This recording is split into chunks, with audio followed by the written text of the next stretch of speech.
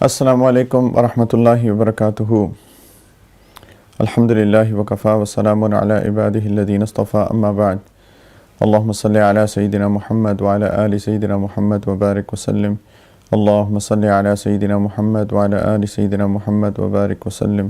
اللہم صلی علی سیدنا وحبیبنا محمد وعلی آل سیدنا ونبینا محمد وبارک وسلم۔ آج انشاءاللہ 28 جز کی سمری بیان کریں گے، 28ویں جز کا خلاصہ بیان کریں گے انشاءاللہ۔ یہ 28واں جز شروع ہوتا ہے سورۃ المجادلہ سے۔ مجادلہ کا مطلب ہوتا ہے بحث، مباحثہ۔ تو بیسیکلی یہاں پہلی آیت میں، پہلی کچھ آیات کے اندر اللہ سبحانہ و تعالیٰ نے ایک قصہ ذکر فرمایا ہے جس کی ہم انشاءاللہ تعالیٰ بات کریں گے بھی۔ اس میں اللہ تعالیٰ نے مجادلہ کا لفظ استعمال کیا ہے، تجادلو کا، اس کی وجہ سے اس کا نام سورۃ المجادلہ ہے۔ اس کے اندر 4 اہم موضوعات ہیں۔ ایک سب سے پہلے زہار۔ زہار ہوتا ہے کہ زمانہ جاہلیت کے اندر کچھ شوہر اپنی بیوی کو غصے میں آ کے کہہ دیتے تھے کہ انتی علیہ کا ظہر امی، کہ تم میرے اوپر میری ماں کی پیٹھ کی طرح ہو، یعنی اس کو حرام کر دیتے تھے، اور اس سے ان کے میاں بیوی کے درمیان جدائی ہو جایا کرتی تھی، جیسے طلاق ہو جاتی ہے۔ اور اللہ تعالیٰ نے اس زہار کو سے نکلنے کا طریقہ بتایا کہ اس سے دائمی جدائی نہیں ہوگی، بلکہ آپ کفارہ دے کے اس چیز سے رجوع کر سکتے ہیں۔ تو اس کے احکام بیان کیے۔ دوسرا موضوع یہ ہے کہ بعض یہودی اور منافقین آپس میں سرگوشیاں کیا کرتے تھے، جس سے مسلمانوں کو اندیشہ ہوتا تھا کہ ان کے خلاف کوئی سازش ہو رہی ہے۔ تو پھر اس کے علاوہ کچھ صحابہ نبی کریم صلی اللہ علیہ وسلم سے تنہائی میں بات کرنا چاہتے تھے، کو مشورہ کرنا چاہتے تھے، تو ان خفیہ باتوں کے احکام اللہ تعالیٰ نے بیان فرمایا ہے۔ تیسرا موضوع اس میں آداب، مجلسوں کے، مجالس کے آداب، اجتماعی مجلسوں پہ کیا آداب ہونے چاہیے۔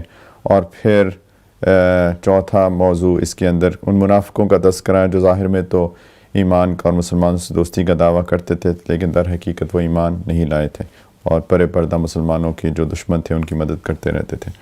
اعوذ باللہ من الشیطان الرجیم، بسم اللہ الرحمن الرحیم۔ قد سمع اللہ قول التی تجادلک فی زوجها وتشتکی الی اللہ واللہ یسمع تحاورکما ان اللہ سمیع بصیر۔ الذین یظاہرون منکم من نسائہم ما ہن امہاتہم ان امہاتہم الا اللائي ولدنهم وانهم ليقولون منکرا من القول وزورا وان اللہ لعفو غفور۔ ایک صحابیہ تھی سیدہ خولہ رضی اللہ تعالی عنہا، جن کے شوہر اوس بن صامت رضی اللہ تعالی عنہ تھے۔ بڑی عمر کے صحابی تھے، ان کی عمر بھی تھوڑی سی نسبتاً بڑی تھی، لیکن ان کے جو شوہر تھے کافی بوڑھے ہو چکے تھے۔ ایک دفعہ کوئی انبن ہوئی شوہر بیوی کے درمیان، تو اسی طریقے سے انہوں نے بھی کہہ دیا ان کو کہ انتی علیہ کا ظہر امی، کہ تم میرے اوپر میری ماں کی پیٹھ کی طرح ہو۔ اور جیسے کہ زمانہ جاہلیت میں، جیسے میں نے ابھی عرض کیا کہ اس سے جدائی ہو جاتی تھی، تو وہ بہت پریشان ہوئی۔ سیدہ خولہ رضی اللہ تعالی عنہ نبی کریم صلی اللہ علیہ وسلم کے پاس تشریف لائیں اور ان سے عرض کیا کہ اس طرح میرے شوہر نے مجھے کہہ دیا، تو میرے سے کوئی راستہ نہیں ہے نکلنے کا، میں کہاں جاؤں گی، میرے بچے چھوٹے ہیں، جدائی اگر ہو گئی تو ابھی تک اللہ تعالیٰ نے نبی کریم علیہ السلام کو کوئی ایسی بات نہیں بتائی تھی زہار کے بارے میں۔ تو نبی کریم صلی اللہ علیہ وسلم جب تک اللہ تعالیٰ کی طرف سے کوئی آیات نازل نہیں ہوتی تھی تو اس کے بارے میں کوئی بات کرتے نہیں تھے، اور جو رواج چلا آ رہا تھا اللہ تعالیٰ کی طرف سے کوئی بات نہ آنے کا مطلب ہے کہ وہی چیز ٹھیک ہے۔ تو نبی کریم صلی اللہ علیہ وسلم خاموش ہو گئے۔ انہوں نے کہا کہ میرے پاس تو ایسی کوئی بھی بات نہیں آئی جس کے بارے میں آپ کو میں کہہ سکوں کہ آپ کی جدائی نہیں ہوئی ہے۔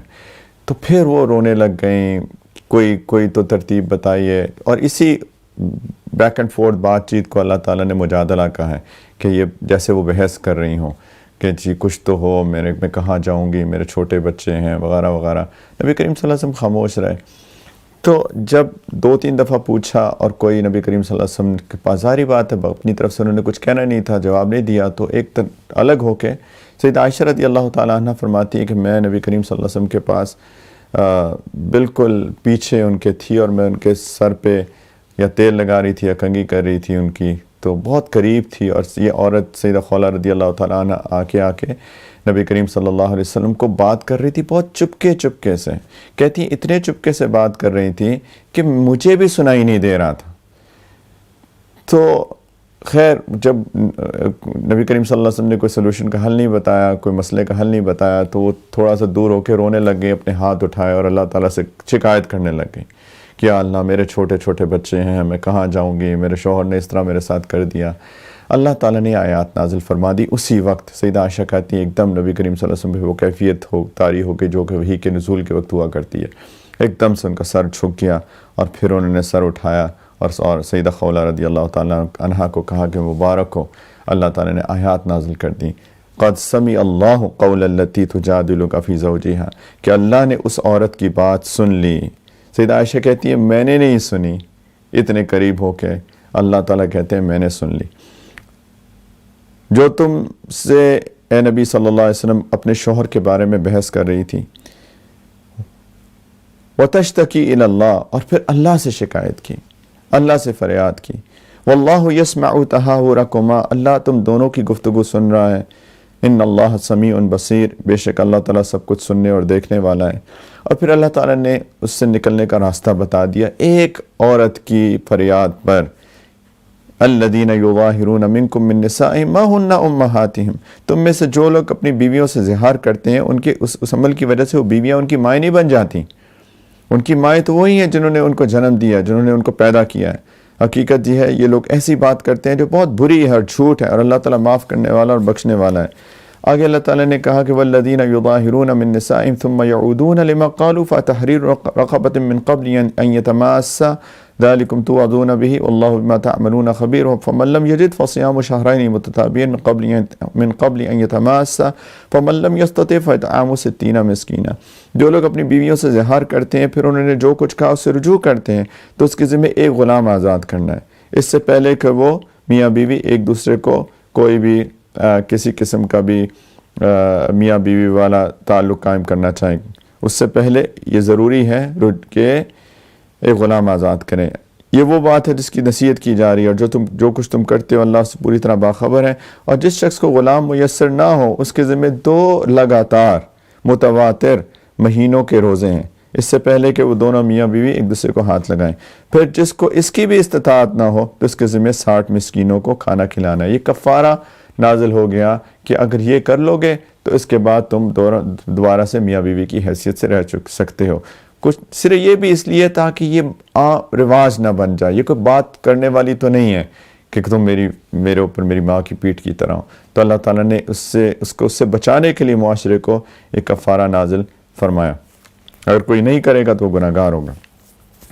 پھر اللہ سبحانہ وتعالی نے آگے چل کے فرمایا الم تر ان اللہ یعلم ما فی السماوات وما فی الارض ما یکون من نجوى ثلاثة الا هو رابعهم ولا خمسة الا هو سادسهم ولا ادنى من ذلك ولا اکثر الا هو معهم اینما كانوا ثم ينبئهم بما عملوا یوم القیامة ان اللہ بكل شیء علیم۔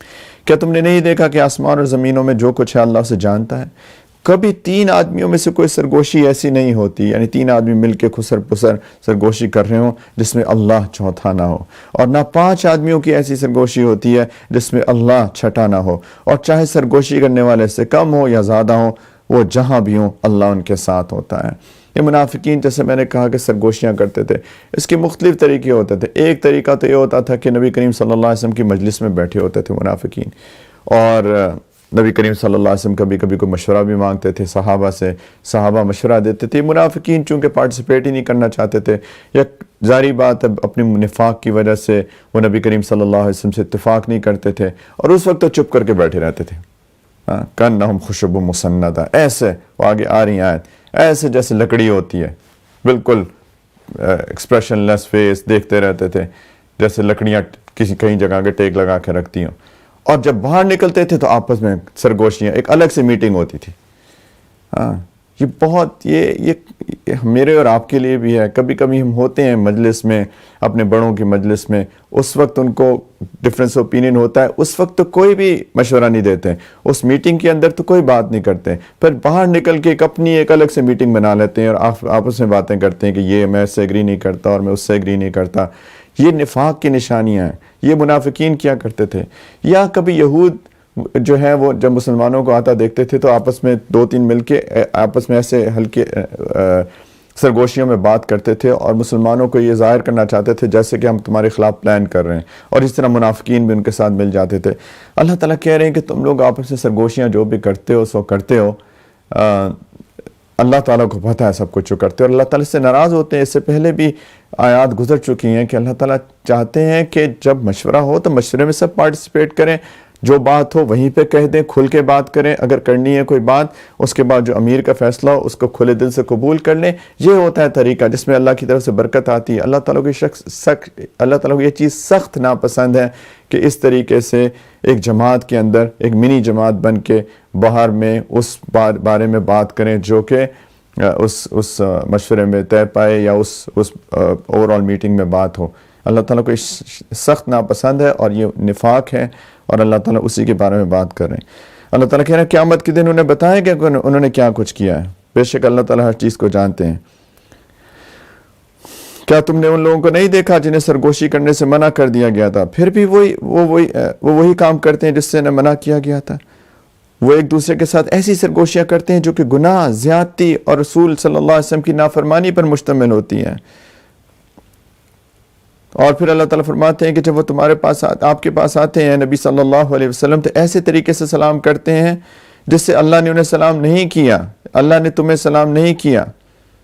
وَجَاءُوكَ حَيَّوْكَ بِمَا لَمْ يُحَيِّكَ بِهِ اللَّهُ، وہ اللہ تعالیٰ نے ہمیں تو ظاہری بات سلام سکھایا، السلام علیکم، وہ آ کے کہتے تھے السلام علیکم السلام علیکم، تو سام کا مطلب ہوتا ہے موت، ہلاکت۔ تو وہ اس طرح سے بات بنا کے کرتے تھے کہ جیسے کہ وہ سلام کر رہے ہیں لیکن وہ اصل میں غلط بات کر رہے ہوتے تھے۔ ویسے اگر ہمیں اپنے آپ پہ بھی غور کریں، کچھ لوگ ہیں خاص طور پہ وہ معذرت کے ساتھ، لیکن کچھ خواتین ہوتی ہیں اور بڑی عمر کی خواتین ہوتی ہیں، وہ آپس میں ملتی ہیں ایک دوسرے کے ساتھ السلام علیکم السلام علیکم السلام علیکم، یہ بالکل یہی بات ہے۔ سام کا مطلب ہوتا ہے ہلاکت، موت ہو، یعنی کہاں سلامتی کی دعا کہاں موت کی دعا۔ یہ شیطان ہے جس نے ہماری زبان بگاڑ دی، اور کبھی کبھی فیشن میں آ کے بھی ہم اس طرح کی باتیں کرتے ہیں۔ اللہ تعالیٰ نے فرمایا یا ایھا الذین آمنوا اذا تناجیتم فلا تتناجوا بالاثم والعدوان ومعصیۃ الرسول وتناجوا بالبر والتقوى، ایمان والو جب تم آپس میں ایک دوسرے سے سرگوشی کرو تو ایسی سرگوشی نہ کرو جو گناہ، زیادتی اور رسول صلی اللہ علیہ وسلم کی نافرمانی پر مشتمل ہو، ایسی سرگوشی کرو جو نیک کام ہو، تقوی پر مشتمل ہو، اور اللہ تقوی اختیار کرو جس کے پاس تم سب کو جمع کر کے لے کے جایا جائے گا۔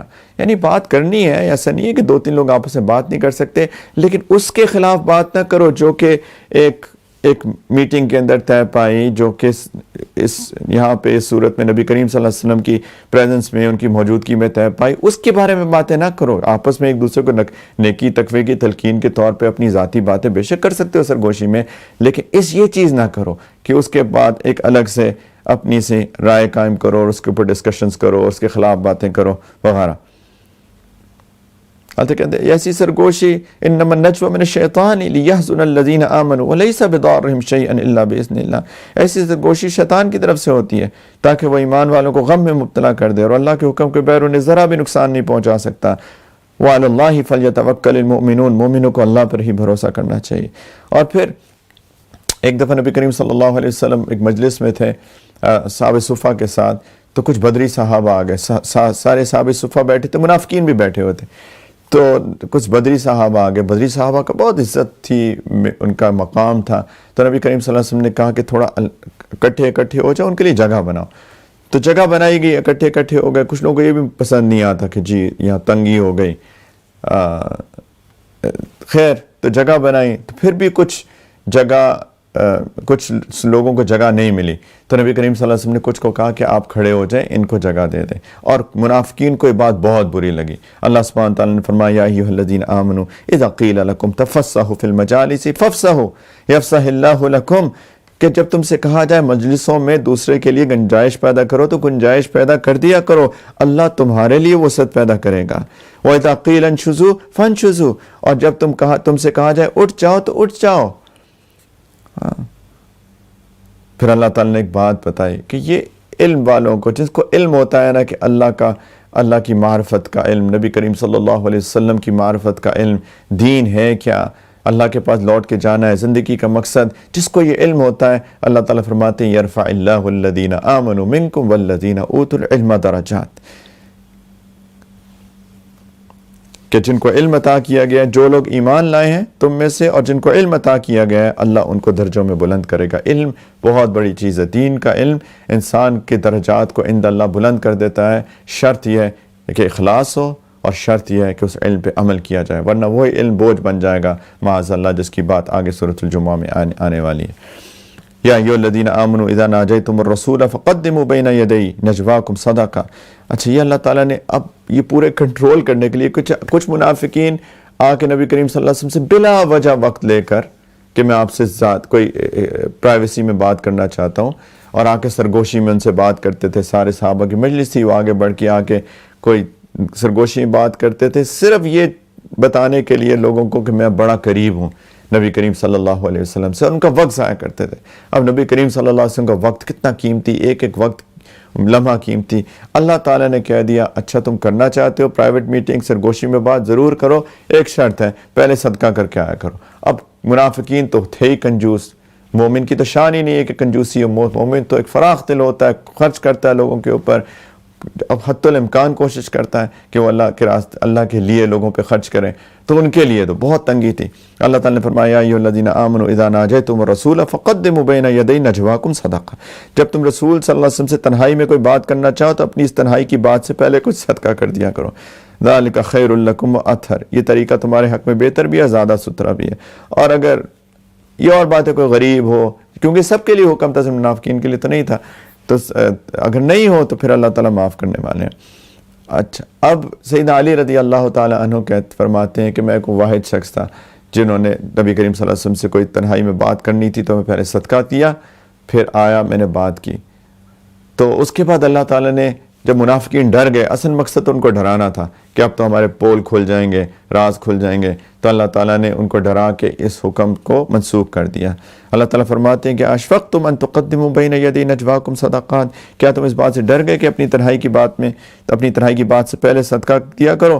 اب جب کہ تم ایسا نہیں کر سکتے، اللہ نے معاف کر دیا، تو تم نماز قائم کرو اور زکوٰۃ دو اور اللہ اور اس کے رسول کی فرمانبرداری کرتے رہو۔ پھر اللہ تعالیٰ نے فرمایا کہ یہ منافقین یہودیوں کے ساتھ دوستی کر کے مسلمانوں کو نقصان پہنچاتے تھے، تو اللہ تعالیٰ کہتے ہیں الم تر الی الذین تولوا قوم غضب اللہ علیہم ما هم منکم ولا منہم ویحلفون علی الکذب وهم یعلمون، کیا تم نے ان کو نہیں دیکھا جنہوں نے ایسے لوگوں کو دوست بنایا جن پر اللہ کا غضب ہے؟ یہ نہ تو تمہارے ہیں اور نہ ان کے ہیں، یہ منافقین نہ تمہارے ہیں نہ ان کے ہیں، اور یہ جانتے بوجھتے جھوٹی باتوں پر قسمیں کھاتے ہیں۔ آگے چل کے اللہ سبحانہ وتعالیٰ نے فرمایا ان کے بارے میں بات کرتے کرتے کہ ان پر شیطان نے پوری طرح قبضہ جما کر انہیں اللہ کی یاد سے غافل کر دیا ہے۔ استحوذ علیہم الشیطان فانساہم ذکر اللہ، شیطان کا یہی کام ہوتا ہے، جب شیطان کسی پہ قبضہ کر لیتا ہے سب سے پہلا کام کرتا ہے ان کو اللہ کے ذکر سے غافل کرتا ہے۔ اللہ تعالیٰ نے فرمایا یہ لوگ شیطان کا گروہ ہے، اولئک حزب اللہ، اولئک حزب الشیطان، اولئک حزب الشیطان الا ان حزب الشیطان هم الخاسرون، یہ شیطان کا گروہ ہے، یاد رکھو شیطان کا گروہ ہی نامراد ہونے والا ہے اس کے۔ اور اللہ تعالیٰ نے فرمایا جو لوگ اللہ اور اس کے رسول کی مخالفت کرتے ہیں وہ ذلیل ترین لوگوں میں شمار ہیں۔ اللہ نے یہ بات لکھ دی ہے کہ میں اور میرے پیغمبر ضرور غالب آئیں گے، یقین رکھو اللہ بڑی قوت اور بڑے اقتدار والا ہے، کرتے رہے یہ لوگ جو کر رہے ہیں، آخر میں اللہ تعالیٰ فرمانے ہیں کہ میں اور میرا رسول ہی غالب آئے گا۔ اس کے مقابل میں وہ لوگ جو کہ اللہ اور آخرت کے دن پر ایمان رکھتے ہیں، اللہ تعالیٰ کہتے ہیں تم ان کو ایسا نہیں پاؤ گے کہ وہ ان سے دوستی رکھتے ہیں، یعنی کہ اللہ کے دشمنوں سے جنہوں نے اللہ اور اس کے رسول کی مخالفت کی ہے، چاہے وہ ان کے باپ ہوں یا ان کے بیٹے ہوں یا ان کے بھائی ہوں یا ان کے خاندان والے ہوں۔ اللہ اور اللہ کے رسول کی اطاعت کے بعد وہ لوگ جو اللہ اور اللہ کے رسول سے دشمنی رکھتے ہیں، اللہ تعالیٰ کہتے ہیں بے شک ان کے رشتہ دار ہوں وہ ان سے دوستی نہیں رکھتے۔ یہ وہ لوگ ہیں جن کے دلوں میں اللہ نے ایمان کو نقش کر دیا، اولئک کتب فی قلوبہم الایمان وایدہم بروح منہ، اور ان کو اپنی روح سے ان کی مدد کی ہے، ویدخلہم جنات تجری من تحتها الانہار خالدین فیہا، اور یہ ان کو ایسے اللہ تعالیٰ ایسے باغوں میں داخل کرے گا جن کے نیچے نہریں بہتی ہوں گی اور جہاں وہ ہمیشہ رہیں گے. رضی اللہ عنہم ورضوا عنہ، اللہ ان سے راضی ہو گیا، وہ سب اللہ سے راضی ہو گئے. صحابہ کی جماعت، اولئک حزب اللہ، یہ اللہ کا گروہ ہے. ایک شیطان کا گروہ ہے، یہ اللہ کا گروہ ہے. الا ان حزب اللہ هم المفلحون، یاد رکھو اللہ کا گروہ ہی فلاح پانے والا ہے. آگے سورۃ الحشر ہے. سورۃ الحشر میں یہ مدینہ منورہ ہجرت کے بعد دوسرے سال میں نازل ہوئی تھی. مدینہ منورہ میں جیسے ہم بار بار بات کر چکے ہیں، یہودیوں کی ایک بڑی تعداد تھی. شروع میں انہوں نے معاہدہ کر لیا تھا کہ ہم امن و امان سے رہیں گے، اور اگر مدینہ منورہ پہ کوئی حملہ ہوگا تو ہم سارے مل کے آپ کا ساتھ دیں گے اور ہم سب دفاع کریں گے. لیکن چونکہ ان کے دل میں بغض تھا تو خفیہ طور پہ سازشیں کرتے رہتے تھے، اور در پردہ انہوں نے مکہ مکرمہ میں مشرکین کے ساتھ تعلقات قائم کیے ہوتے تھے. ان کو مسلمانوں کے خلاف اکساتے رہتے تھے، اور ان کو ایک انڈر ہینڈ سورٹ آف معاہدہ مشرکین کے ساتھ کر لیا کہ اگر تم آؤ گے حملہ کرنے کے تو ہم تمہارا ساتھ دیں گے، نہ کہ ان کا. ان کا ایک قبیلہ تھا بنو نذیر. ایک دفعہ نبی کریم صلی اللہ علیہ وسلم ان سے معاہدے کی کچھ شرائط پر عمل کرانے کے لیے ان کے پاس تشریف لے کے گئے، تو ان لوگوں نے سازش یہ کی کہ انہوں نے کہا کہ ہم بات چیت کریں گے تو اوپر سے کوئی چٹان گرا دے گا. ایسی جگہ چوز کی جہاں پہ اوپر چٹان تھی، ہم چٹان گرا دیں گے اور آپ معاذ اللہ صلی اللہ علیہ وسلم شہید ہو جائیں گے. اللہ تعالیٰ نے وحی کے ذریعے سے نبی کریم صلی اللہ علیہ وسلم کو بتا دیا کہ ایسا کریں گے. تو اب وہاں سے اٹھ کر واپس آ گئے، اور اس کے بعد بنو نذیر کو کہا کہ ہم نے جو معاہدہ کیا تھا پیس کانٹریکٹ تمہارے ساتھ وہ ختم، اور ہم آپ کو ایک مدت دیتے ہیں، اس مدت کے اندر اگر مدینہ منورہ چھوڑ کے چلے جاؤ ورنہ ہم آپ پہ حملہ کرنے کے لیے آزاد ہوں گے. تو کچھ منافقین نے جا کے ان کو کہا کہ فکر نہیں کرو، یہیں رہو، ڈٹے رہو، اگر وہ حملہ کریں گے ہم تمہارے ساتھ ہیں. خیر وہ مقرر مدت پہ وہ نہیں گئے منافقین کی اس کی وجہ سے. تو مدت جب گزر گئی تو پھر مسلمانوں نے جا کے ان کے قلعے کا محاصرہ کیا، اور منافقین نے، ظاہری بات ہے وہ تو تھے ہی منافق، نہ ان کے نہ ان کے، تو انہوں نے کوئی مدد نہیں کی. آخر انہوں نے ہتھیار ڈال دیے، اور نبی کریم صلی اللہ علیہ وسلم نے ان کو پھر حکم دیا کہ مدینہ منورہ سے نکل جائیں، کیونکہ انہوں نے پیس کانٹریکٹ پہ عمل نہیں کیا. ہاں یہ اجازت دی کہ ہتھیار چھوڑ کے جانے ہیں، اس کے علاوہ جو چیز چاہتے ہو لے جاؤ، جو چیز چاہتے ہو لے جاؤ. چونکہ اجازت مل گئی تھی، سو مت سو کہ انہوں نے اپنے گھروں کے دروازے اکھیڑ کے لے گئے. اللہ تعالیٰ نے آگے کہا کہ تم دیکھو گے وہ اپنے گھروں کو خود اکھیڑ رہے ہیں. ایسا اللہ نے رعب طاری کر دیا. حشر کا مطلب ہوتا ہے جمع کرنا، چونکہ اس میں ایک حشر کا لفظ آ رہا ہے تو اس لیے اس کا نام سورۃ الحشر ہے. بسم اللہ الرحمن الرحیم. سبح للہ ما فی السماوات وما فی الارض وهو العزیز الحکیم. هو الذی اخرج الذین کفروا من اہل الکتاب من دیارهم لاول الحشر. اس کی وجہ سے ما ظننتم ان یخرجوا وظنوا انهم مانعتهم حصونهم من اللہ فاتاهم اللہ من حیث لم یحتسبوا وقذف فی قلوبهم الرعب یخربون بیوتهم بایدیہم وایدی المؤمنین فاعتبروا یا اولی الابصار. اللہ تعالیٰ فرما رہے ہیں آسمان زمین میں جو بھی چیز ہے اس نے اللہ کی تسبیح کی ہے. وہی اقتدار کا مالک، حکمت کا مالک وہی ہے جس نے اہل کتاب میں سے کافر لوگوں کو ان کے گھروں سے پہلے اجتماع کے موقع پر نکال دیا. پہلا اجتماع لأول الحشر. اس کے بارے میں مختلف اقوال ہیں کہ پہلے اجتماع کا کیا مطلب ہے.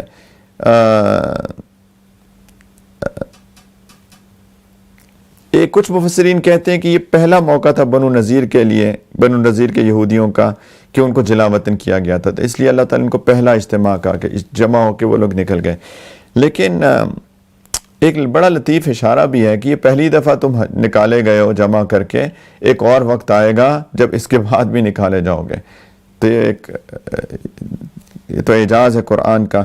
سیدنا عمر رضی اللہ تعالیٰ عنہ کے زمانے میں پھر ان کو دوبارہ خیبر سے جلا وطن کیا گیا تھا، دوسری دفعہ بھی.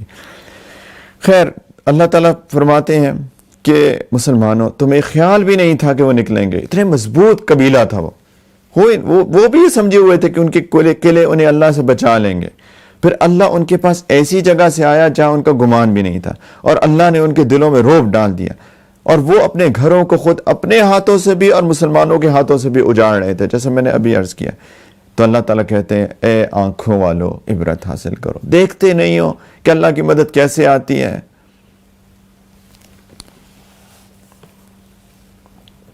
اللہ تعالیٰ نے فرمایا ان کو عذاب اس لیے ہے، آخرت میں عذاب ملے گا. دنیا میں تو ان کو نکلنے کا موقع مل گیا، لیکن اس لیے کہ انہوں نے اللہ اور اللہ کے رسول سے دشمنی کی تھی.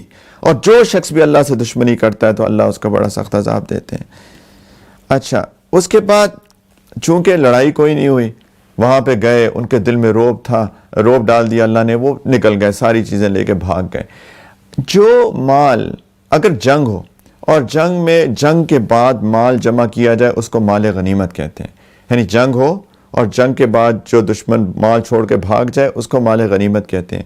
اگر جنگ نہ ہو اور جنگ کے بغیر ہی چلے جائیں اور اپنا مال چھوڑ دیں اس کو مال فی کہتے ہیں۔ اللہ تعالی نے فرمایا وَمَا أَفَاءَ اللَّهُ عَلَى رَسُولِهِ مِنْهُمْ فَمَا أَوْجَفْتُمْ عَلَيْهِ مِنْ خَيْلٍ وَلَا رِكَابٍ وَلَكِنَّ اللَّهَ يُسَلِّطُ رُسُلَهُ عَلَى مَنْ يَشَاءُ، کہ اللہ نے اپنے رسول کو جو ان کا مال بھی فی کے طور پہ دیا تھا یا فی کے طور پہ دیا تھا، مال فی، اس کے لیے تم نے نہ اپنے گھوڑے دوڑائے نہ اونٹ، یعنی کچھ بھی نہیں کیا، لیکن اللہ اپنے رسولوں پیغمبروں کو جس پر چاہتا ہے تسلط عطا کر دیتا ہے۔ اللہ تعالیٰ کی مدد آئی، اللہ ہر چیز پہ قدرت رکھتا ہے۔ اللہ تعالیٰ اپنے رسول کو دوسری بستیوں سے جو مال بھی فی کے طور پہ دلوا دے وہ تو اللہ کا حق ہے۔ اچھا، اب اللہ تعالیٰ فرما رہے ہیں کہ یہ جو مال فی جمع ہوا یہ کس کا حق ہے؟ جس طرح مال غنیمت ہم نے سورۃ الانفال میں پڑھا تھا کہ اس مال غنیمت کس کس کا حق ہے، یہاں پہ مال فی کے حقوق اللہ تعالیٰ بتا رہے ہیں۔ اللہ کا حق ہے، اس کے رسولوں کا، اس قرابت داروں کا، یتیموں کا، مسکینوں کا، مسافروں کا، تاکہ وہ مال صرف انہی کے درمیان گردش نہ کرتا رہ جائے جو تم میں دولت مند لوگ ہیں۔ ایک اصول بھی، فائنینشیل اصول بھی اللہ تعالیٰ یہاں پہ بتا رہے ہیں کہ مال جو ہوتا ہے وہ کچھ لوگوں کے ہاتھوں میں نہیں رہنا چاہیے کہ یہ لوگ تو ایلیٹ کلاس ہیں، یہ مالدار ہیں، باقی اتنے غریب ہیں ان کو کھانے کو بھی نہ ملے۔ اللہ تعالیٰ فرما رہے ہیں کہ مال کو گردش کرتے رہنا چاہیے سوسائٹی کے اندر۔ اسی لیے جو کانسیپٹ ہے زکوٰۃ کا اور اللہ کے راستے میں خرچ کرنے کا، لوگوں کو دینے کا، جو ڈپرائیوڈ لوگ ہیں ان کو دینے کا، اور ساتھ میں تجارت کا، یہ سارا جو کانسیپٹ ہے کہ مال کو سوسائٹی میں گردش کرتے رہنا چاہیے تاکہ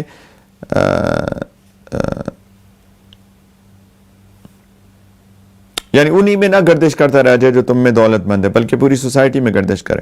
اور رسول تمہیں جو کچھ دے وہ لے لو اور جس چیز سے منع کرے اس سے رک جاؤ۔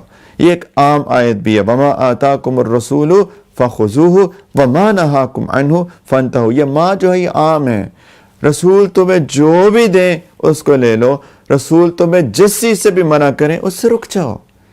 ان کا حرف آخر ہے، ان کی بات مانو، قرآن کہہ رہا ہے۔ ایک دفعہ کوئی شخص سیدہ عائشہ رضی اللہ عنہ کے پاس آیا اور ان سے کہا کہ یہ جو حکم ہے یہ میں نے قرآن میں نہیں کہیں دیکھا، آپ فقیہ ہیں، قرآن میں آپ کو حکم کہیں نظر آتا ہے؟ تو انہوں نے کہا ہاں مجھے تو آتا ہے۔ انہوں نے کہا مجھے تو نہیں سمجھ میں آ رہا کہاں ہے۔ انہوں نے کہا یہ بات نبی کریم صلی اللہ علیہ وسلم نے فرمائی ہے، اور قرآن کیا نہیں کہتا وَمَا آتَاكُمُ الرَّسُولُ فَخُذُوهُ وَمَا نَهَاكُمْ عَنْهُ فَانْتَهُوا، کہ رسول تمہیں جو بھی دے دیں وہ لے لو، جس چیز سے منع کریں اس سے رک جاؤ۔ جب قرآن نے ایک جنرل پرنسپل بتا دیا، ایک عام اصول بتا دیا، تو جو بات بھی نبی کریم صلی اللہ علیہ وسلم کہیں وہ قرآن میں ہے۔ جو لوگ حدیث کی حجیت کو نہیں مانتے ان کے لیے ایک لمحہ ایک سوچ کا مقام ہے۔ حدیث ہم پہلے سورۃ النجم میں بھی پڑھ چکے ہیں، وَمَا يَنْطِقُ عَنِ الْهَوَىٰ إِنْ هُوَ إِلَّا وَحْيٌ يُوحَىٰ۔ نبی کریم صلی اللہ علیہ وسلم دین کے متعلق جو بات بھی فرماتے تھے وہ وہی ہے۔ تو حدیث بھی حجت ہے قرآن کے ساتھ ساتھ۔ وَاتَّقُوا اللَّهَ إِنَّ اللَّهَ شَدِيدُ الْعِقَابِ، تقوی اختیار کرو۔ پھر اللہ تعالیٰ نے فرمایا مال فی جو ہے یہ ان حاجت مند مہاجروں کا بھی حق ہے جنہیں اپنے گھروں اور اپنے مالوں سے بے دخل کر دیا گیا۔ مہاجرین کا، یہ ان لوگوں کا بھی حق ہے جو پہلے سے اس جگہ یعنی مدینہ میں ایمان کے ساتھ مقیم ہیں۔ انصاریوں کا بھی حق ہے، یعنی سب کا، مہاجرین، انصار، لیکن ان شرائط کے ساتھ جو کہ پچھلے آئیں۔ اور آگے اللہ تعالیٰ نے فرمایا کہ یہ انصار بڑے عجیب لوگ ہیں کہ جو کوئی ان کے پاس ہجرت کر کے آتا ہے یہ اس سے محبت کرتے ہیں، اور جو کچھ ان مہاجرین کو دیا جاتا ہے یہ اپنے سینوں میں اس کی کوئی خواہش محسوس نہیں کرتے۔ یعنی ان کے اندر یہ نہیں ہے کہ میں انصاری ہوں، میں تو مدینہ کا باشندہ ہوں، یہ تو مکہ سے آیا ہے، یہ حق تو میرا تھا، ان کو کیوں مل گیا۔ اللہ تعالیٰ کہتے ہیں ان کے دل اتنے صاف ہیں، انصار کی تعریف ہے۔ اور ایک اس طرح واقعے کی وجہ سے یہ ایک شان النزول بھی ان آیات کا کہ وَيُؤْثِرُونَ عَلَىٰ أَنفُسِهِمْ وَلَوْ كَانَ بِهِمْ خَصَاصَةٌ۔ مختصراً بات کروں گا وقت کی کمی کی وجہ سے کہ ایک دفعہ کوئی لوگ کچھ مسافر، کوئی صاحب آئے باہر سے، نبی کریم صلی اللہ علیہ وسلم نے کہا کہ کون ان کو مہمان لے کے جائے گا؟ تو ایک صحابی تھے ابو طلحہ رضی اللہ تعالی عنہ، ان کے گھر میں بالکل تھوڑا سا کھانا تھا، بالکل شاید صرف بچے کھا سکتے تھے، تو وہ لے گئے ان کو مہمان، اتنا سا بس کھانا تھا بچوں کا۔ میاں بیوی نے ایک پلان بنایا کہ بچوں کو سلا دو بھوکا اور چراغ گل کر دو، اندھیرا کر کے بالکل سارا کھانا مہمان کے سامنے رکھ دو اور وہ کھائیں گے اور ان کو اندھیرے میں پتہ نہیں چلے گا کہ گھر والوں نے نہیں کھایا تاکہ ان کو شرمندگی نہ ہو، تو ہم سارا کھانا ان کو کھلا دیتے ہیں۔ اللہ تعالیٰ نے یہ آیات نازل فرما دی، وَيُؤْثِرُونَ عَلَىٰ أَنفُسِهِمْ وَلَوْ كَانَ بِهِمْ خَصَاصَةٌ کہ یہ لوگ ایسے ہیں، یہ ان کو اپنے آپ پر ترجیح دیتے ہیں، دوسروں کو یعنی آنے والوں کو اپنے اوپر ترجیح دیتے ہیں، چاہے ان پر تنگ دستی کی حالت گزر رہی ہو، یعنی ان کے پاس مال کم ہوتا ہے پھر بھی خرچ کرتے ہیں۔ ہمارے تو اللہ نے ایسے لوگ ہیں جن کو اللہ نے اتنا دیا ہوتا ہے، دل ان کے اتنے ہوتے ہیں۔ یہ اللہ سے ڈرنے کا مقام ہے، یہ نفاق کی نشانیاں ہیں۔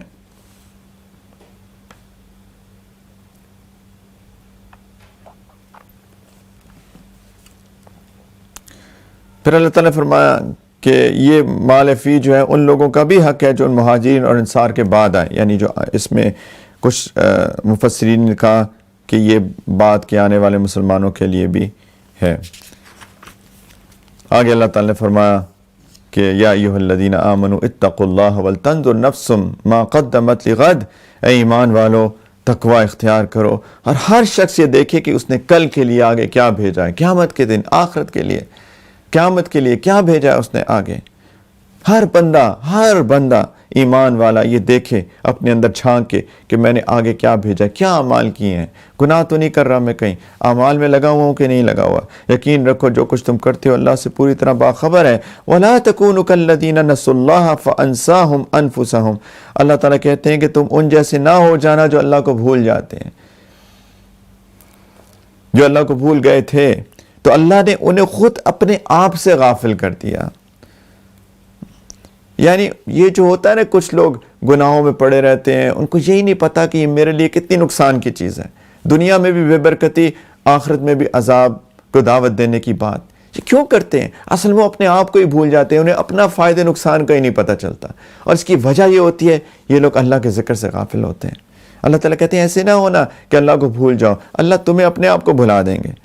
وہی لوگ جو نافرمان ہیں، اور اللہ تعالیٰ نے فرمایا کہ وَلَا يَسْتَوِي أَصْحَابُ النَّارِ وَأَصْحَابُ الْجَنَّةِ، یہ جو سارے لوگ ہیں ایک جیسے نہیں ہیں، جنت والے اور دوزخ والے ایک جیسے نہیں ہیں۔ کچھ لوگ محنت کرتے ہیں دنیا میں، آخرت کی تیاری میں لگے ہوئے ہیں، اور کچھ لوگ غافل ہیں، اپنے مزے اڑا رہے ہیں، یہ ایک جیسے نہیں ہیں۔ اللہ تعالیٰ پھر قرآن کے بارے میں کہتے ہیں، قرآن کی عظمت، لو انزلنا هذا القرآن على جبل لرأيته خاشعا متصدعا من خشیۃ اللہ، کہ اگر قرآن کسی پہاڑ پہ اتارا ہوتا اللہ نے تو تم اسے دیکھتے کہ اللہ کے روب سے جھکا جا رہا ہے پہاڑ، اور پھٹ پڑ رہا ہے، پھٹا پڑتا ہے۔ اللہ تعالیٰ فرماتے ہیں اس لیے میں مثال دے رہا ہوں تاکہ غور سے کام لے، قرآن کی عظمت کو جانو، قرآن کی عظمت کو جانو۔ پھر اللہ سبحانہ و تعالیٰ نے فرمایا وہ اپنی یہاں پہ کچھ اسماء حسنہ کا ذکر ہے، هو اللہ الذی لا الہ الا هو عالم الغیب والشہادہ، وہ اللہ وہی ہے جس کے سوا کوئی معبود نہیں، وہ چھپی اور کھلی ہر بات کو جاننے والا ہے۔ هو الرحمن الرحیم، سب پر مہربان ہے، بہت مہربان ہے۔ هو اللہ الذی لا الہ الا هو، وہ اللہ وہی ہے جس کے سوا کوئی معبود نہیں۔ الملک القدوس السلام المؤمن المہیمن العزیز الجبار المتکبر، سبحان اللہ عما یشرکون۔ هو اللہ الخالق البارئ المصور، له الاسماء الحسنى، وہ اللہ وہی ہے جس کے سوا کوئی معبود نہیں، بادشاہ ہے، تقدس کا مالک ہے، سلامتی دینے والا ہے، امن بخشنے والا ہے، سب کا نگہبان ہے، بڑے اقتدار والا ہے، ہر خرابی کی اصلاح کرنے والا ہے، بڑائی کا مالک ہے، پاک ہے اللہ اس شرک سے جو تم لوگ کرتے ہو۔ هو اللہ الخالق البارئ المصور، وہ اللہ وہی ہے جو پیدا کرنے والا ہے، وجود میں لانے والا ہے، صورت بنانے والا ہے، اسی کے سب سے اچھے نام ہیں۔ آسمان اور زمین میں جتنی چیزیں اس کی تسبیح کرتی ہیں، وہی ہے جو اقتدار کا بھی مالک ہے، حکمت کا بھی مالک ہے۔ نبی کریم صلی اللہ علیہ وسلم نے اللہ تعالیٰ کے 99 اسماء حسنہ بیان فرمائے ہیں، اور یہ نہیں کہ اسماء حسنہ 99 پہ 99 پہ محدود ہیں۔ نبی کریم صلی اللہ علیہ وسلم دعا مانگا کرتا تھا، یا اللہ میں ان ناموں سے آپ کو پکارتا ہوں جو آپ نے مجھے سکھائے، اور ان ناموں سے بھی جو آپ نے مجھے نہیں بتائے۔ آگے سورۃ الممتحنہ ہے۔ یہ سورت صلح حدیبیہ اور فتح مکہ کے درمیان نازل ہوئی۔ اگر آپ کو یاد ہو کہ ہم نے سورۃ الفتح میں پڑھا تھا، صلح حدیبیہ کا تفصیلی بات ہم نے اس کے اندر کی تھی۔ اس کے اندر ایک کانٹریکٹ ہوا تھا مشرکین مکہ کے ساتھ جب عمرے پہ جا رہے تھے، اور اس کانٹریکٹ کے اندر جیسے میں نے اس دن عرض کیا تھا کہ وہ کانٹریکٹ بالکل ون سائیڈڈ کانٹریکٹ لگ رہا تھا ظاہری طور پہ کہ جیسے مسلمانوں کے لیے کوئی بھی اس کے اندر کام کی چیز نہیں ہے، اور لیکن اللہ تعالیٰ نے کہا انا فتحنا لک فتحا مبینا کہ ہم نے آپ کو کھلی فتح دے دی ہے اس کے نتیجے میں، اور بہت فتوحات اس کے نتیجے میں نکلیں۔ لیکن اس کے اندر ایک کلوز یہ بھی تھی کہ اگر کوئی مشرکین میں سے مسلمان ہو کے مدینہ آئے گا تو مدینہ والے ان کو واپس کر دیں گے، اور اگر کوئی مسلمان مدینہ والوں میں سے مشرک بن کے مکہ آ جائے گا تو مکہ والے انہیں واپس نہیں کریں گے۔ لیکن اس کے اندر عجیب، یہ تو نبی کریم صلی اللہ علیہ وسلم کی حکمت تھی کہ اس کے اندر جو کلوز تھی اس میں لکھا تھا اگر کوئی مرد مسلمان ہو کے مکہ سے مدینہ آئے گا تو اس کو واپس کر دیں گے، لیکن عورت کا ذکر نہیں کیا۔ تو یہاں پہ ایک خاتون تھیں، وہ مسلمان ہو کے آئیں تو انہوں نے مشرکین نے کہا، ان کے والد آگے وہ صحابیہ کے، ان کو واپس کریں، تو نبی کریم صلی اللہ علیہ وسلم نے کہا کہ ہم نے تو عورتوں کی بات ہی نہیں کی تھی، مردوں کی بات کی تھی۔ خیر وہ چلے گئے۔ تو ان عورتوں کے بارے میں، کیونکہ یہ ان کے شوہر پہلے مشرک تھے تو یہ مسلمان ہو کے آ گئیں، تو ان کے بارے میں احکام نازل ہوئے ہیں کہ اب کیا ہوگا ان کے ساتھ۔ تو موقع دیا جائے گا اس کے شوہر کو کہ عدت کے دوران وہ مسلمان ہو جائے، اگر ہو جائے تو نکاح باقی رہے گا، لیکن اگر وہ عدت کے دوران مسلمان نہیں ہوتا تو پھر ان کا نکاح فسخ ہو جائے گا، اور اب یہ عورت جو ہے فردر عدت گزارنے کے بعد اپنا کسی اور مسلمان سے نکاح کر سکتی ہے۔ تو یہ احکام نازل ہوئے، اور اللہ تعالیٰ نے یہ فرمایا کہ جب یہ آئیں تو ہو سکتا ہے کسی اور مقصد کے لیے آئیں، تو پہلے ان کا امتحان لے لو کہ واقعی مسلمان ہوئی بھی ہیں کہ نہیں ہوئی ہیں۔ تو اسی لیے اس کا نام سورۃ الممتحنہ ہے، ممتحنہ یعنی امتحان لینے والی۔ اور پھر یہ بھی کہ مسلمانوں کے لیے غیر مسلم سے کس قسم کے تعلقات رکھنا جائز ہے، کس طرح کے ناجائز ہیں، خصوصی دوستی نہیں کرنی چاہیے کہ ان کو اپنے راز کی باتیں بتائیں وغیرہ وغیرہ۔ خیر ایک اور بھی واقعے کا ذکر ہے کہ ایک قریش کے لوگوں کی ایک عورت تھی، اس کا نام تھا سارہ، جو کہ گانے بجانے والی اور بیسیکلی اس طرح کے کاموں سے پیسہ کماتی تھی۔ وہ مدینہ آئی اور اس نے کہا کہ میں مسلمان نہیں ہوں، مجھے جب سے بدر ہوئی ہے، ساری سردار مارے گئے ان کے، تو وہ ان کے اندر وہ جو پہلے عیش و عشرت کی بات تھی وہ ختم ہو گئی۔ اب پہلے تو وہ گانے کے لیے مجھے بلاتے تھے، مجھ پہ پیسے نچھاور کرتے تھے، اب کوئی نہیں مجھے بلاتا، میں شدید مفلسی کا شکار ہو گئی ہوں، میری مدد کر دیں۔ تو نبی کریم صلی اللہ علیہ وسلم نے اس عورت کی مدد کی، بحیثیت انسان اس عورت کی مدد کی، انہیں کہا کہ اس کو کوئی دے دے، اس کو کچھ نقدی کچھ کپڑے دے کے رخصت کر دیا۔ اچھا اتنی میں نبی کریم صلی اللہ علیہ وسلم تیاری بھی کر رہے تھے فتح، کیونکہ مشرکین نے اچھا معاہدہ بھی توڑ دیا، اور صلح حدیبیہ ہوئی تھی انہوں نے توڑ دی، تو نبی کریم صلی اللہ علیہ وسلم کو کہہ دیا کہ تم نے معاہدہ توڑ دیا ہے، اب ہمارے اوپر بھی یمن کا معاہدہ باقی نہیں رہا، ہم تم پہ حملہ کر سکتے ہیں۔ تو تیاری کر رہے تھے نبی کریم صلی اللہ علیہ وسلم کہ مکہ کے اوپر کس طریقے سے ہم لوگ حملہ کریں۔ تو ایک صحابی تھے حضرت حاطب رضی اللہ تعالی عنہ، بزرگ تھے اور یمن کے اصل میں تھے، مکہ میں آ کے شروع میں بس گئے تھے، تو ان کا کوئی وہ جو ٹرائبل سسٹم کے اندر کوئی سپورٹ نہیں تھی، تو ان کو ڈر لگا رہتا تھا کہ باقیوں کے تو یعنی جو ہم لوگ میں صحابہ مہاجرین آئے ہیں ان کی تو سپورٹ سسٹم ہے، اور پیچھے جو فیملیز رہ گئی ہیں ان کو تو کوئی نہ کوئی ٹرائبل سپورٹ میں ان کی سپورٹ ہے، میری کوئی سپورٹ نہیں ہے۔ تو بس فطری طور پہ ان کے دل میں ایک بات آئی کہ کسی طریقے سے میں مشرکین مکہ کا دل جیت لوں تاکہ میری فیملی وہاں پہ امن سے رہے۔ تو یہ جو سارا عورت واپس جا رہی تھی، انہوں نے ایک خط لکھا اور مشرکین مکہ کے نام کہ ہم لوگ نبی کریم صلی اللہ علیہ وسلم تم پہ حملہ کرنے کی تیاری کر رہے ہیں، اور یہ خط جا کے کہا کہ ان کو دے دینا۔ اللہ سبحانہ و تعالیٰ نے نبی کریم صلی اللہ علیہ وسلم کو بتا دیا کہ اس طرح سے ہوا ہے، تو انہوں نے سیدنا علی، سیدنا مرسد اور سیدنا زبیر، اے ایمان والو تو میرے راستے میں لڑائی کے لیے، میری خوشنودی حاصل کرنے کے لیے گھروں سے نکلے ہو، تو میرے دشمنوں اور اپنے دشمنوں کو ایسا دوست مت بناؤ کہ ان کو محبت کے پیغام لکھنے لگو، حالانکہ تمہارے پاس جو حق آیا ہے انہوں نے اس کو اتنا جھٹلایا ہے کہ وہ رسول کو بھی اور تمہیں بھی صرف اس وجہ سے مکے سے باہر نکال رہے ہیں کہ تم اللہ پہ ایمان لے آئے ہو۔ اللہ تعالیٰ کہہ رہے تم ان سے خفیہ طور پہ دوستی کی بات کرتے ہو، حالانکہ جو کچھ تم خفیہ طور پہ کرتے ہو اور جو کچھ اعلانیہ کرتے ہو میں اس سب کو جانتا ہوں، ہر چیز کو جانتا ہوں۔ اور تم میں سے جو بھی کوئی ایسا کرے گا وہ راہ راست سے بھٹک گیا. تو یہی شان النزول ہے ان آیات کا جو میں نے آخر میں سیدنا حاتم رضی اللہ تعالیٰ عنہ کی بات کی. اللہ تعالیٰ پھر فرماتے ہیں کہ لن تنفعکم ارحامکم ولا اولادکم یوم القیامہ یفصل بینکم واللہ بما تعملون بصیر، کہ قیامت کے دن نہ تمہاری رشتہ داریاں کام آئیں گی، وہ رشتہ داریوں کی وجہ سے انہوں نے وہ خط لکھا تھا، نہ تمہاری اولاد کام آئے گی قیامت کے دن. اللہ ہی تمہارے درمیان فیصلہ کرے گا، اور جو کچھ تم کرتے ہو اللہ اسے پوری طرح جانتا ہے. پھر اللہ تعالیٰ نے فرمایا کہ ابراہیم علیہ السلام کا قصہ یاد کرو، وہ بھی تو دیکھو ان کے سارے لوگ ان کے خلاف ہو گئے تھے اور انہیں کس طرح توحید پہ جمے رہے. انہوں نے بالکل صاف اب برات کا اعلان کر دیا، ایون اپنے باپ کے ساتھ آزر کے ساتھ، کہ جب وہ نہیں مانا ابراہیم علیہ السلام کی بات نے کہا کہ رشتہ داریاں جو ہے اللہ کے راستے میں رشتہ داریاں نہیں آتی. پھر ابراہیم علیہ السلام کی دعا بھی ذکر فرمائی، ربنا علیک توکلنا و الیک انبنا و الیک المصیر، اے اللہ ہم نے آپ پر بھروسہ کیا، آپ ہی کی طرف ہم رجوع ہے، آپ ہی کی طرف ہم سب کو لوٹ کے جانا ہے. ربنا لا تجعلنا فتنة للذین کفروا، یا اللہ ہمیں کافروں کے لیے فتنہ مت بنائیے، یعنی کافروں کے حوالے مت کیجیے ہمیں کہ وہ ہم پہ ساتھ جو کریں چاہیں کریں.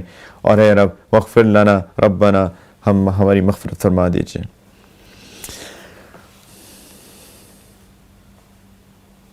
اور اللہ تعالیٰ نے پھر جس طرح میں نے شروع میں کہا یا ایھا الذین آمنوا اذا جاءکم المؤمنات مہاجرات فامتحنوہن اللہ اعلم بایمانہن، کہ ایمان والو جب تمہارے پاس مسلمان عورتیں ہجرت کر کے آئیں تو تم ان کو جانچ لیا کرو کہ ایمان باقی قبول کیا کہ نہیں کیا. اللہ ہی ان کے ایمان کے بارے میں بہتر جانتا ہے. پھر جب تمہیں معلوم ہو جائے کہ وہ مومن عورتیں ہیں تو تم انہیں کافروں کے پاس واپس نہ بھیجنا. ہاں فلا ترجعوهن الا الى الكفار لا هن حل لهم ولا هم يحلون لهن، وہ ان کافروں کے لیے حلال نہیں ہے اور وہ کافر ان کے لیے حلال نہیں ہے. پھر آگے پھر اللہ تعالیٰ نے بتایا کہ کس طریقے سے وہ جب مہر پہلے دیے گئے ہیں کافروں نے، ان کے پرانے شوہروں نے، سابقہ شوہروں نے، اس کو کس طریقے سے آپس میں اس کو ساتھ ڈیل کرنا ہے، اس کی تفصیل ہے. پھر آخر میں اس صورت کے آخر میں اللہ سبحانہ وتعالیٰ نے فرمایا کہ یا ایھا النبی اذا جاءک المؤمنات، کہ جب تمہارے پاس مسلمان عورتیں، کافر نہیں، مشرک نہیں، مسلمان عورتیں آئیں یبایعنک، تاکہ وہ تمہارے ساتھ بیعت کریں. دیکھیں بیعت اسلام کی بیعت ہوتی تھی، وہ مشرک کافر کوئی اور اہل کتاب جب آتا تھا تو اسلام کی بیعت کرتا تھا کہ میں اسلام قبول کرنا چاہتا ہوں، وہ ایک بیعت تھی. جب وہ جنگ پہ جاتے تھے تب بھی بیعت کی جاتی تھی، وہ جو ہم نے پڑھی تھی سورۃ الفتح کے اندر کہ بیعت رضوان ہوئی تھی. تو یہ دو بیعتیں ہوتی تھی. یہ ایک تیسری بیعت کا ذکر ہے جس کو آج کل کے الفاظ میں بیعت توبہ کہتے ہیں.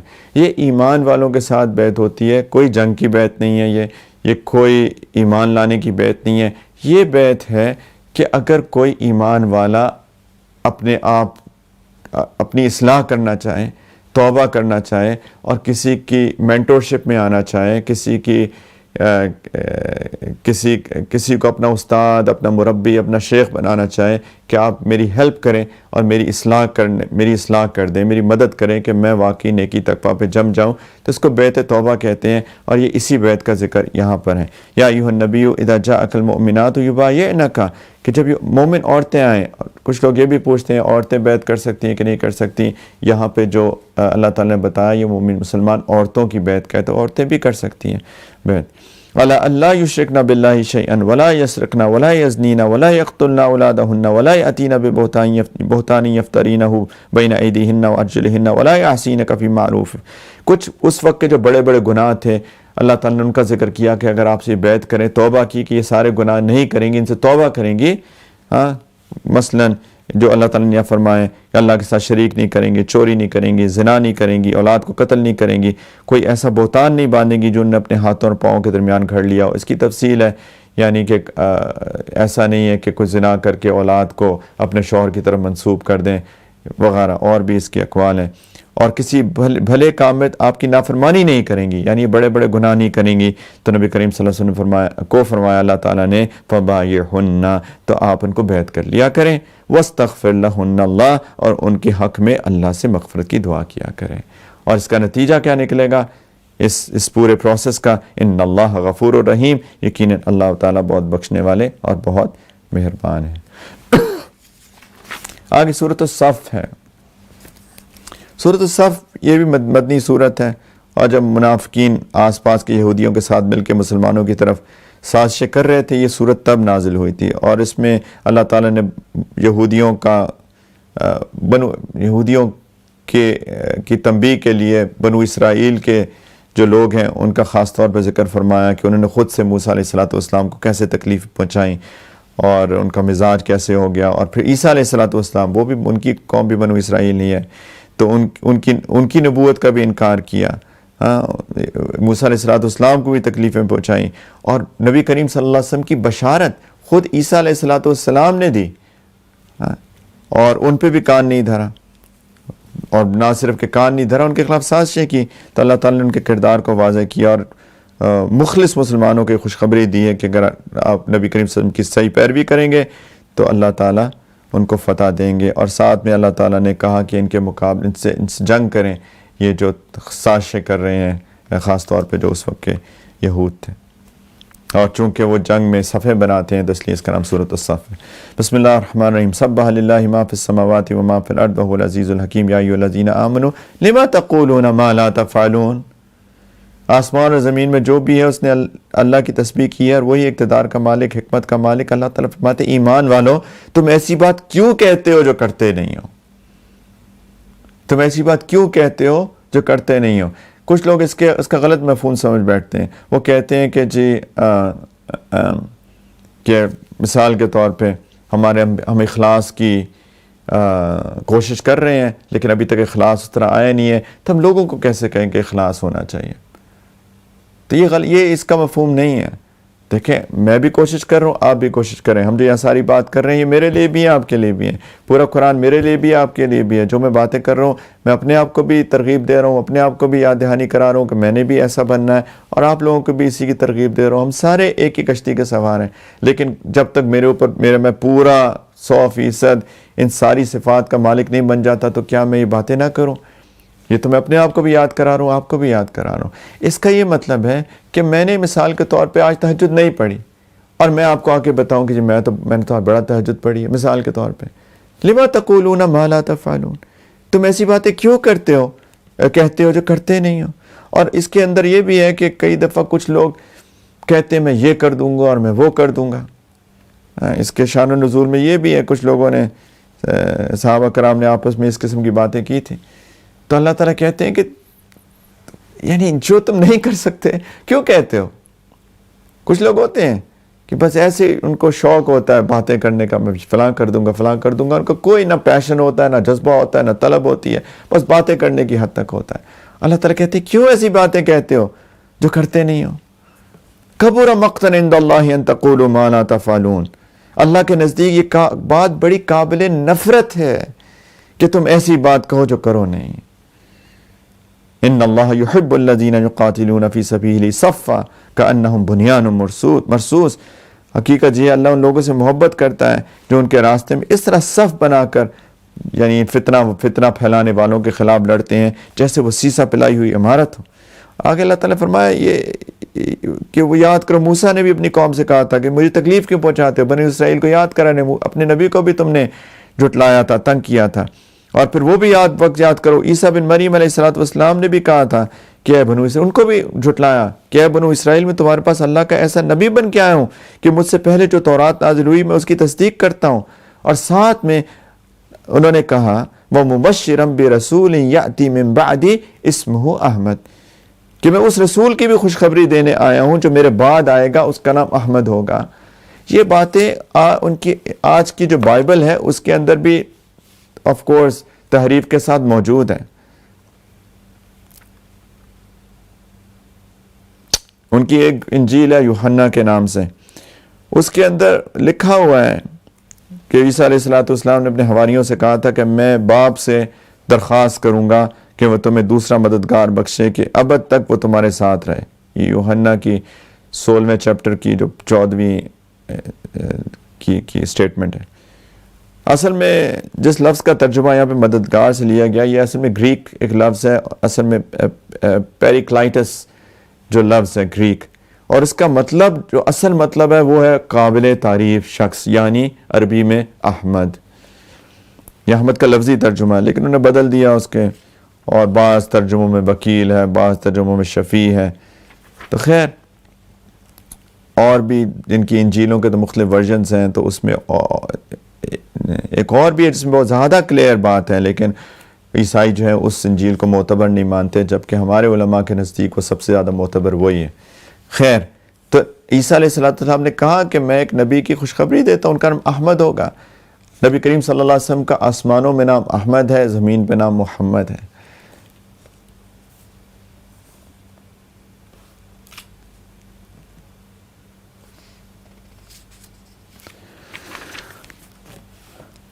اور اللہ تعالیٰ منافقین کے بارے میں کہتے ہیں، یہودیوں کے بارے میں، منافقین کے بارے میں، یریدون ان یطفئوا نور اللہ بافواہہم واللہ متم نورہ ولو کرہ الکافرون. یہ لوگ چاہتے ہیں اپنے منہ سے اللہ کے نور کو بجھا دیں، اللہ اپنے نور کی تکمیل کر کے رہے گا، چاہے کافروں کو کتنی بری بات لگے. وہی تو ہے جس نے اپنے رسول کو ہدایت اور سچائی کا دین دے کر بھیجا تاکہ اسے تمام دوسرے دینوں پر غالب کر دے. هو الذی ارسل رسولہ بالہدی ودین الحق لیظہرہ علی الدین کلہ ولو کرہ المشرکون. بے شک مشرکوں کو برا لگے. اور اللہ تعالیٰ فرماتے ہیں میرے اور آپ کے لیے ایمان والوں سے خطاب کر کے، یا ایھا الذین آمنوا هل ادلکم علی تجارۃ تنجیکم من عذاب علیم. کیا میں تمہیں ایک ایسی تجارت کا پتہ بتاؤں جو تمہیں دردناک عذاب سے نجات دے دے؟ کون سی تجارت یا اللہ؟ اللہ تعالیٰ کہتے ہیں تؤمنون باللہ ورسولہ وتجاہدون فی سبیل اللہ باموالکم وانفسکم.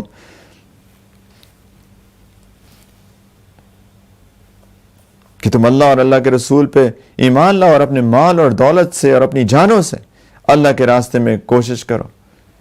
ان کو فتنہ پھیلانے والے تھے، ان کے خلاف جنگ بھی اس کے اندر شامل ہے. اور ویسے جو لفظی مطلب ہے جہاد کا، اس کا مطلب ہوتا ہے کوشش کرنا. اپنی جانوں کے ساتھ بھی کوشش کرو اللہ کے راستے پہ چلنے کی، اپنے مالوں کو بھی خرچ کرو اللہ کے راستے میں. اللہ تعالیٰ کہتے ہیں اس سے یہ تجارت ہے اللہ کے ساتھ، اس کے بدلے میں اللہ تمہیں جنت عطا فرمائیں گے. اور ایک اور چیز بھی اللہ تمہیں دے گا، وَأُخْرَىٰ تُحِبُّونَهَا، جو تمہیں بہت پسند ہے، نَصْرٌ مِّنَ اللَّهِ وَفَتْحٌ قَرِيبٌ، اللہ کی طرف سے مدد اور ایک ایسی فتح جو ان قریب حاصل ہوگی. اور اللہ تعالیٰ نے خیر آگے سورۃ الجمعہ ہے. سورۃ الجمعہ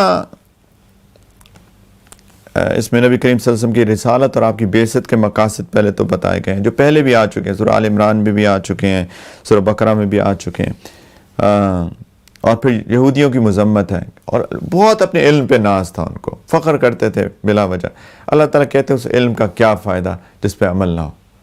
اس کی مثال ایسی ہے جیسے گدھے پہ کتابیں لاد دو اور وہ گدھا جو ہے بوجھ اٹھائے پھر رہا ہے. یہ علم جس پہ عمل نہ کریں، اس کی مثال بالکل ایسی ہے. ہمارے پاس ہی بہت علم ہے، کئی دفعہ کچھ لوگ بہت ناز بھی کرتے ہیں، مجادلے بھی کرتے ہیں، بحثیں بھی کرتے ہیں، اپنے آپ کو پروف بھی کرنے کی کوشش کرتے ہیں، لیکن عمل کوئی نہیں ہے. سب کو پتہ ہے، اس کے لیے تو عالم ہونا بھی ضروری نہیں ہے. جھوٹ بولنا گناہ ہے. کوئی ایسا ہے ایمان والا جس کو یہ نہ پتہ ہو؟ لیکن اس علم کا کیا فائدہ جب انسان جھوٹ بولے؟ ہر انسان کو پتہ ہے، مسلمان کو، کہ بے حیائی بری چیز ہے، لیکن پھر بھی بے حیائی کی کام کرتے ہیں، بے حیائی کی چیزیں دیکھتے ہیں. تو اللہ تعالیٰ کہہ رہے ہیں اس علم کی مثال ایسی ہے جیسے گدھے کے اوپر کتابیں ڈال دی. ایسے بھی لوگ علم حاصل کرتے ہیں، باقاعدہ فارمل علم دین کا حاصل کرتے ہیں، نوٹ بکس بھری ہوتی ہیں، نوٹس لے لے کے کتابیں ہوتی ہیں، لیکن وہ علم ان کی نوٹس بک کے بند کرتے ہی بند ہو جاتا ہے، اس کو شیلف میں ڈالتے ہیں اور زندگی ویسی گزارتے ہیں جیسے گزارتے ہیں. اللہ تعالیٰ کہتے ہیں اس علم کی مثال ایسی ہے جیسے گدھے پہ کتابیں ڈال دی. اور پھر اللہ تعالیٰ نے فرمایا کہ تجارت کرو تو اللہ کی عبادت کے راستے میں تمہاری تجارت رکاوٹ نہیں بننی چاہیے. نماز کا وقت ہو نماز پڑھو، اللہ رزق دینے والے ہیں، ہم سمجھتے ہیں ہم رزق کما لیں گے. بسم اللہ الرحمن الرحیم. یسبح للہ ما فی السماوات وما فی الارض الملک القدوس العزیز الحکیم هو الذی بعث فی الامیین رسولا منہم یتلو علیہم آیاتہ ویزکیہم ویعلمہم الکتاب والحکمہ وان کانوا من قبل لفی ضلال مبین. وہی اللہ تو ہے جس نے امی لوگوں میں پڑھنا لکھنا نہیں جانتے تھے، انہی میں سے ایک رسول بھیجا جو ان کے سامنے اس کی آیتوں کی تلاوت کرے، اس کو ان کا تزکیہ کرے، ان کا دل صاف کرے، ان کے نفس پہ محنت کر کے اس کو پاک کرے، اخلاق سنوارے ان کے۔ یہ بعثت نبوی کے مقاصد میں سے ہے، اور انہیں کتاب اور حکمت کی تعلیم دے، جبکہ وہ اس سے پہلے کھلی گمراہی میں پڑے ہوئے تھے۔ اور آگے اللہ تعالیٰ نے فرمایا کہ وَآخَرِينَ مِنْهُمْ لَمَّا يَلْحَقُوا بِهِمْ، یہ رسول ان کی طرف بھی بھیجے گئے جو ان میں سے کچھ اور بھی ہیں جو ابھی ان کے ساتھ آ کر نہیں ملے۔ یہ ایک اشارہ ہے کہ نبی سیدنا محمد صلی اللہ علیہ وسلم آخری نبی ہیں، اور قیامت تک کے لوگوں کے لیے نبی بنا کے بھیجے گئے ہیں۔ ان کے بعد کوئی نبی نہیں آئے گا، کوئی بھی اگر اس کے بعد نبوت کا دعویٰ کرے تو وہ زندیق ہے۔ مثل الذین حملوا التوراة ثم لم يحملوها كمثل الحمار يحمل اسفارا بئس مثل القوم الذین کذبوا بآیات اللہ۔ جن لوگوں پہ تورات کا بوجھ ڈالا گیا پھر انہوں نے اس کا بوجھ نہیں اٹھایا، یعنی کہ شریعت پہ عمل نہیں کیا، تورات کی علم پہ عمل نہیں کیا، ان کی مثال اس گدھے کی سی ہے جو بہت سی کتابیں لادے ہوئے۔ کتنی بری مثال ہے، اللہ تعالیٰ خود فرما رہے ہیں بئس مثل القوم، کتنی بری مثال ہے ان لوگوں کی جنہوں نے اللہ کی آیتوں کو جھٹلا دیا۔ آگے اللہ تعالیٰ، یہودی کہتے تھے ہم بڑے اللہ کے محبوب ہیں، اللہ تعالیٰ کہتے ہیں ایک چیلنج کیا، اچھا محبوب ہے تو اللہ کے محبوب ہو نا، تو چلو پھر تمنا کرو کہ موت آ جائے، محبوب سے ملاقات ہو جائے گی۔ اگر تم بڑے اپنے آپ کو نیک پارسا سمجھتے ہو، اللہ تعالیٰ کہتے ہیں کبھی موت کی تمنا نہیں کریں گے۔ اور پھر اللہ تعالیٰ نے جمعے کی فرضیت آئی ہے اس صورت میں، اسی لیے اس کا نام سورۃ الجمعہ ہے۔ یا ایھا الذین آمنوا، اچھا اس سے پہلے اللہ تعالیٰ نے فرمایا تو موت کی تمنا کرو یا نہ کرو، قل ان الموت الذی تفرون منہ فانہ ملاقیکم ثم تردون الی عالم الغیب والشہادہ فینبئکم بما کنتم تعملون، کہ جس موت سے تم بھاگتے ہو تو آنے والی ہے، ملنے والی ہے تم سے، پھر تمہیں اس اللہ کی طرف لوٹایا جائے گا جسے تمام پوشیدہ اور کھلی چیزوں کا علم ہے، پھر وہ تمہیں بتائے گا تم کیا کرتے تھے۔ اے ایمان والو، یا ایھا الذین آمنوا اذا نودی للصلاۃ من یوم الجمعۃ فاسعوا الی ذکر اللہ وذروا البیع، جب جمعے کے دن نماز کے لیے پکارا جائے تو اللہ کے ذکر کی طرف جلدی جاؤ، وہ سو بیٹھے نہ رہو گھر کے اندر، اذان ہو جائے، پہلی اذان ہو، بس اب تجارت منع اور خرید و فروخت چھوڑ دو، پہلی اذان کے بعد خرید و فروخت منع ہے، گناہ کا کام ہے۔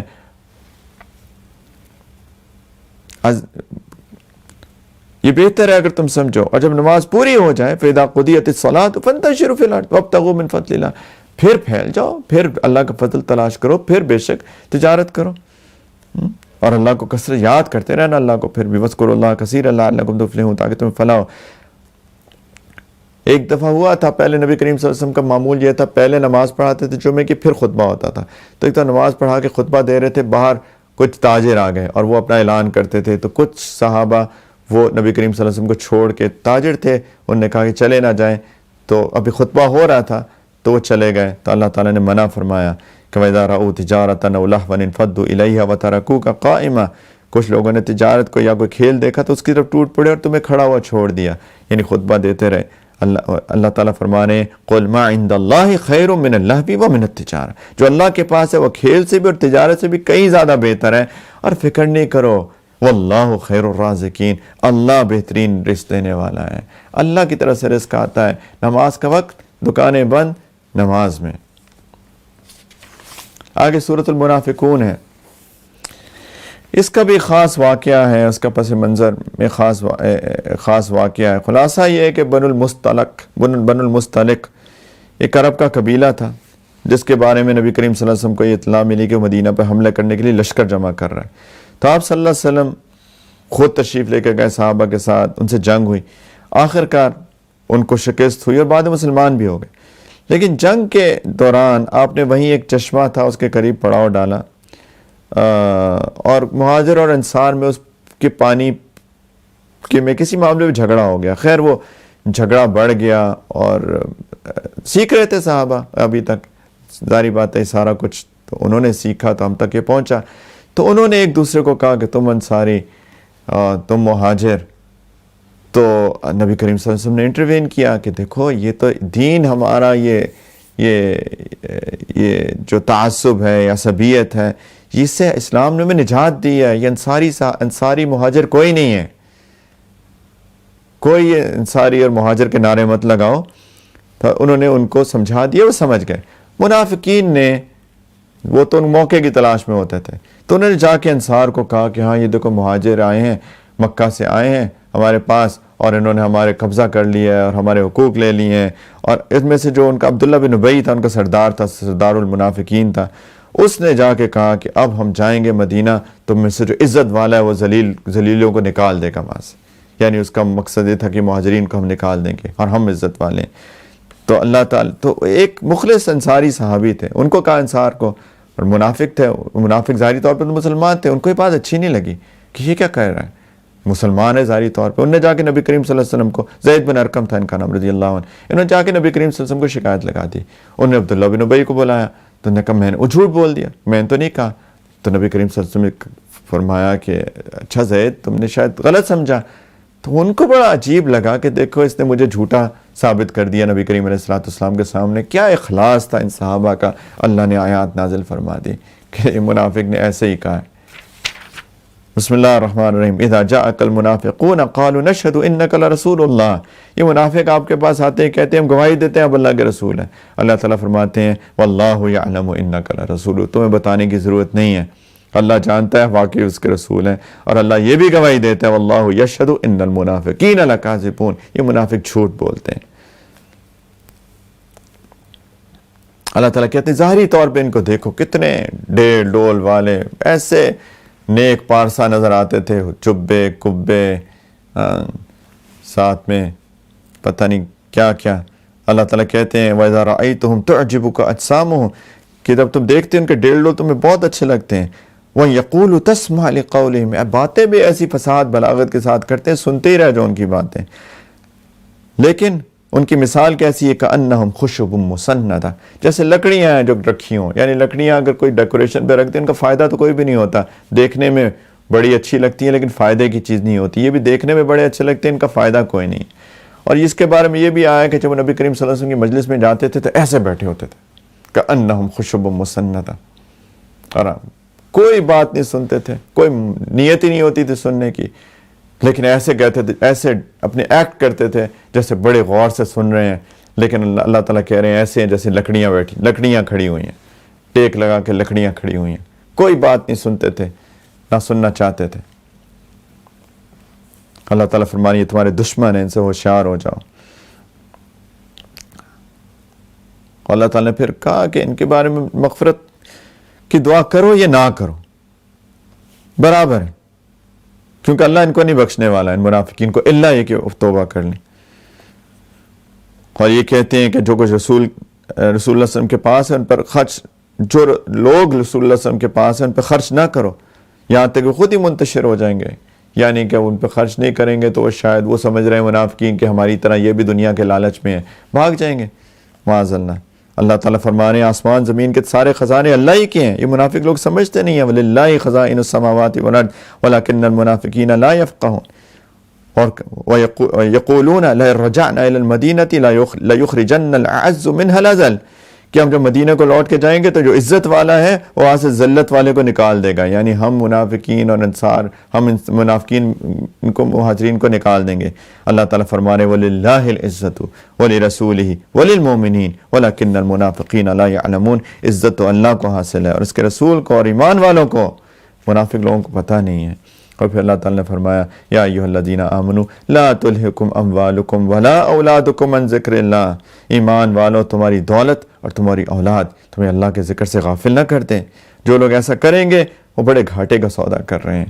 اور اللہ تعالیٰ فرما رہے ہیں پھر وَأَنفِقُوا مِمَّا رَزَقْنَاكُم مِّن قَبْلِ أَن يَأْتِيَ أَحَدَكُمُ الْمَوْتُ. ہم نے جو تمہیں رزق دیا ہے اس میں سے اللہ کے حکم کے مطابق خرچ کرو اس سے پہلے کہ تمہارے پاس کسی کی موت آ جائے.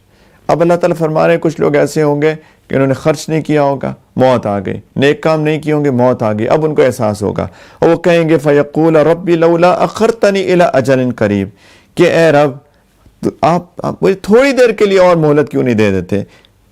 اور کیا کرنا چاہے گا اس تھوڑے سے وقت میں اگر اللہ دے دیں تو وہ کہے گا فَأَصَّدَّقَ وَأَكُن مِّنَ الصَّالِحِينَ تاکہ میں خوب صدقہ کروں گا اور نیک لوگوں میں شامل ہو جاؤں گا. یعنی تھوڑا سا وقت دے دے، اب مجھے احساس ہو گیا اللہ کے راستے میں خرچ کرنے کی کیا فضیلت ہے، اب میں کروں گا۔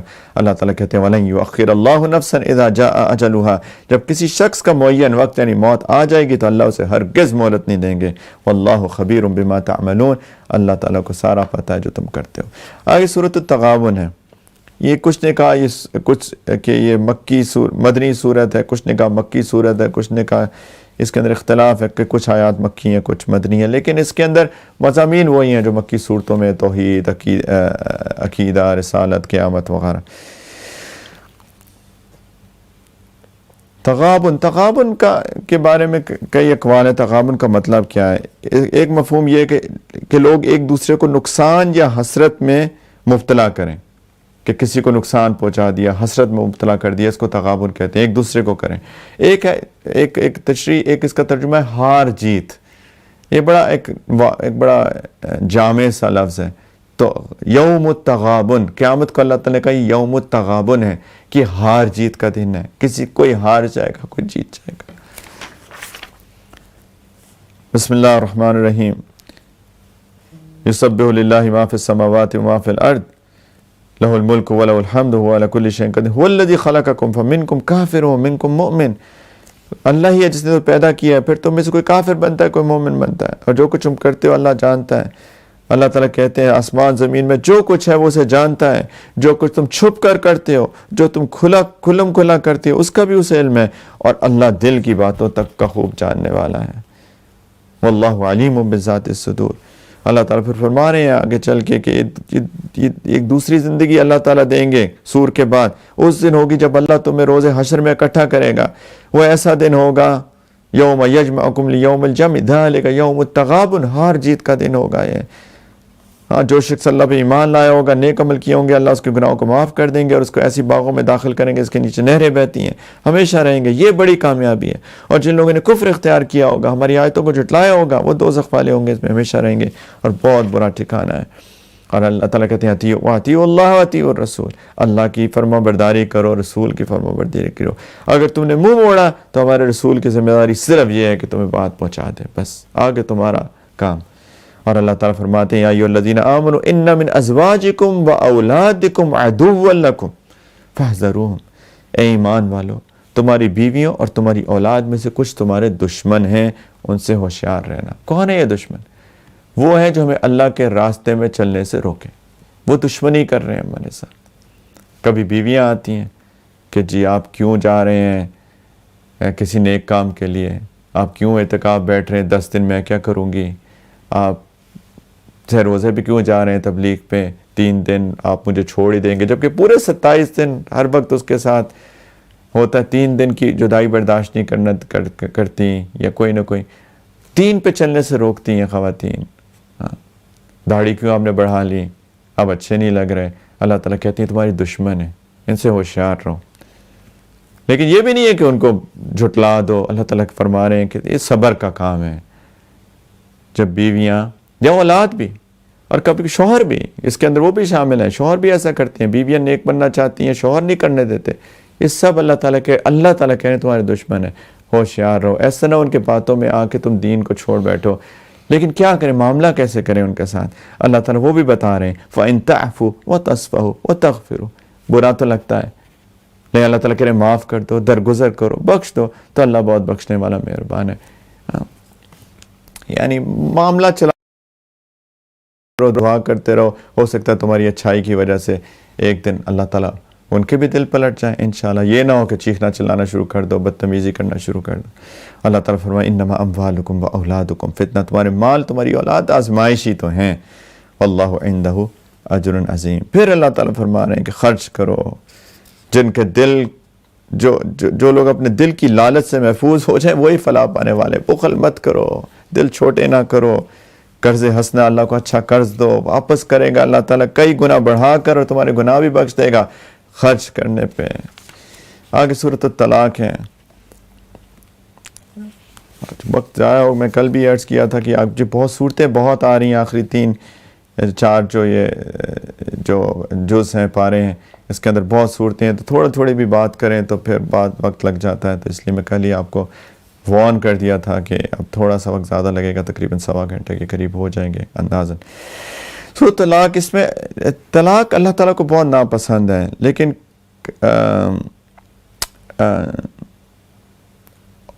اللہ اگر کبھی نوبت آ جائے جب کچھ بن ہی نہ پائے تو پھر اللہ تعالیٰ نے ایک راستہ رکھا ہے کہ کس طریقے سے الگ ہو جائے شوہر اور بیوی.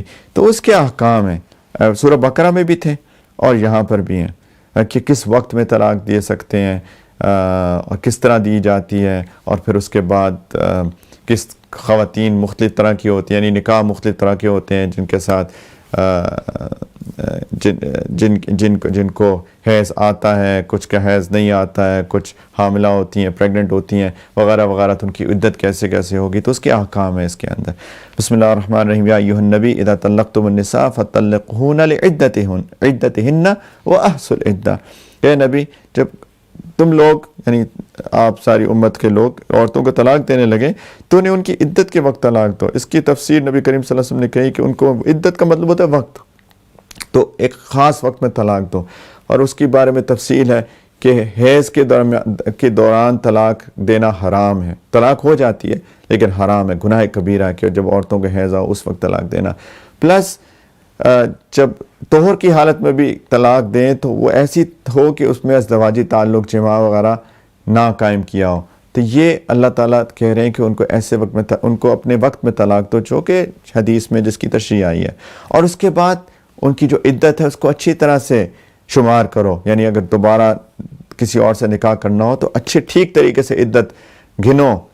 اور اس کی تفصیل ہم پہلے بھی پڑھ چکے ہیں اور کچھ یہاں پر بھی ہے کہ پورا عدت پوری کرو، اس کے بعد کہیں اگر نکاح کرنا ہو. اور اللہ سے واتقوا اللہ ربکم، تقوی اختیار کرو. اللہ تعالیٰ فرما رہے ہیں ان کو گھروں سے نہ نکالو اور نہ وہ خود نکلیں.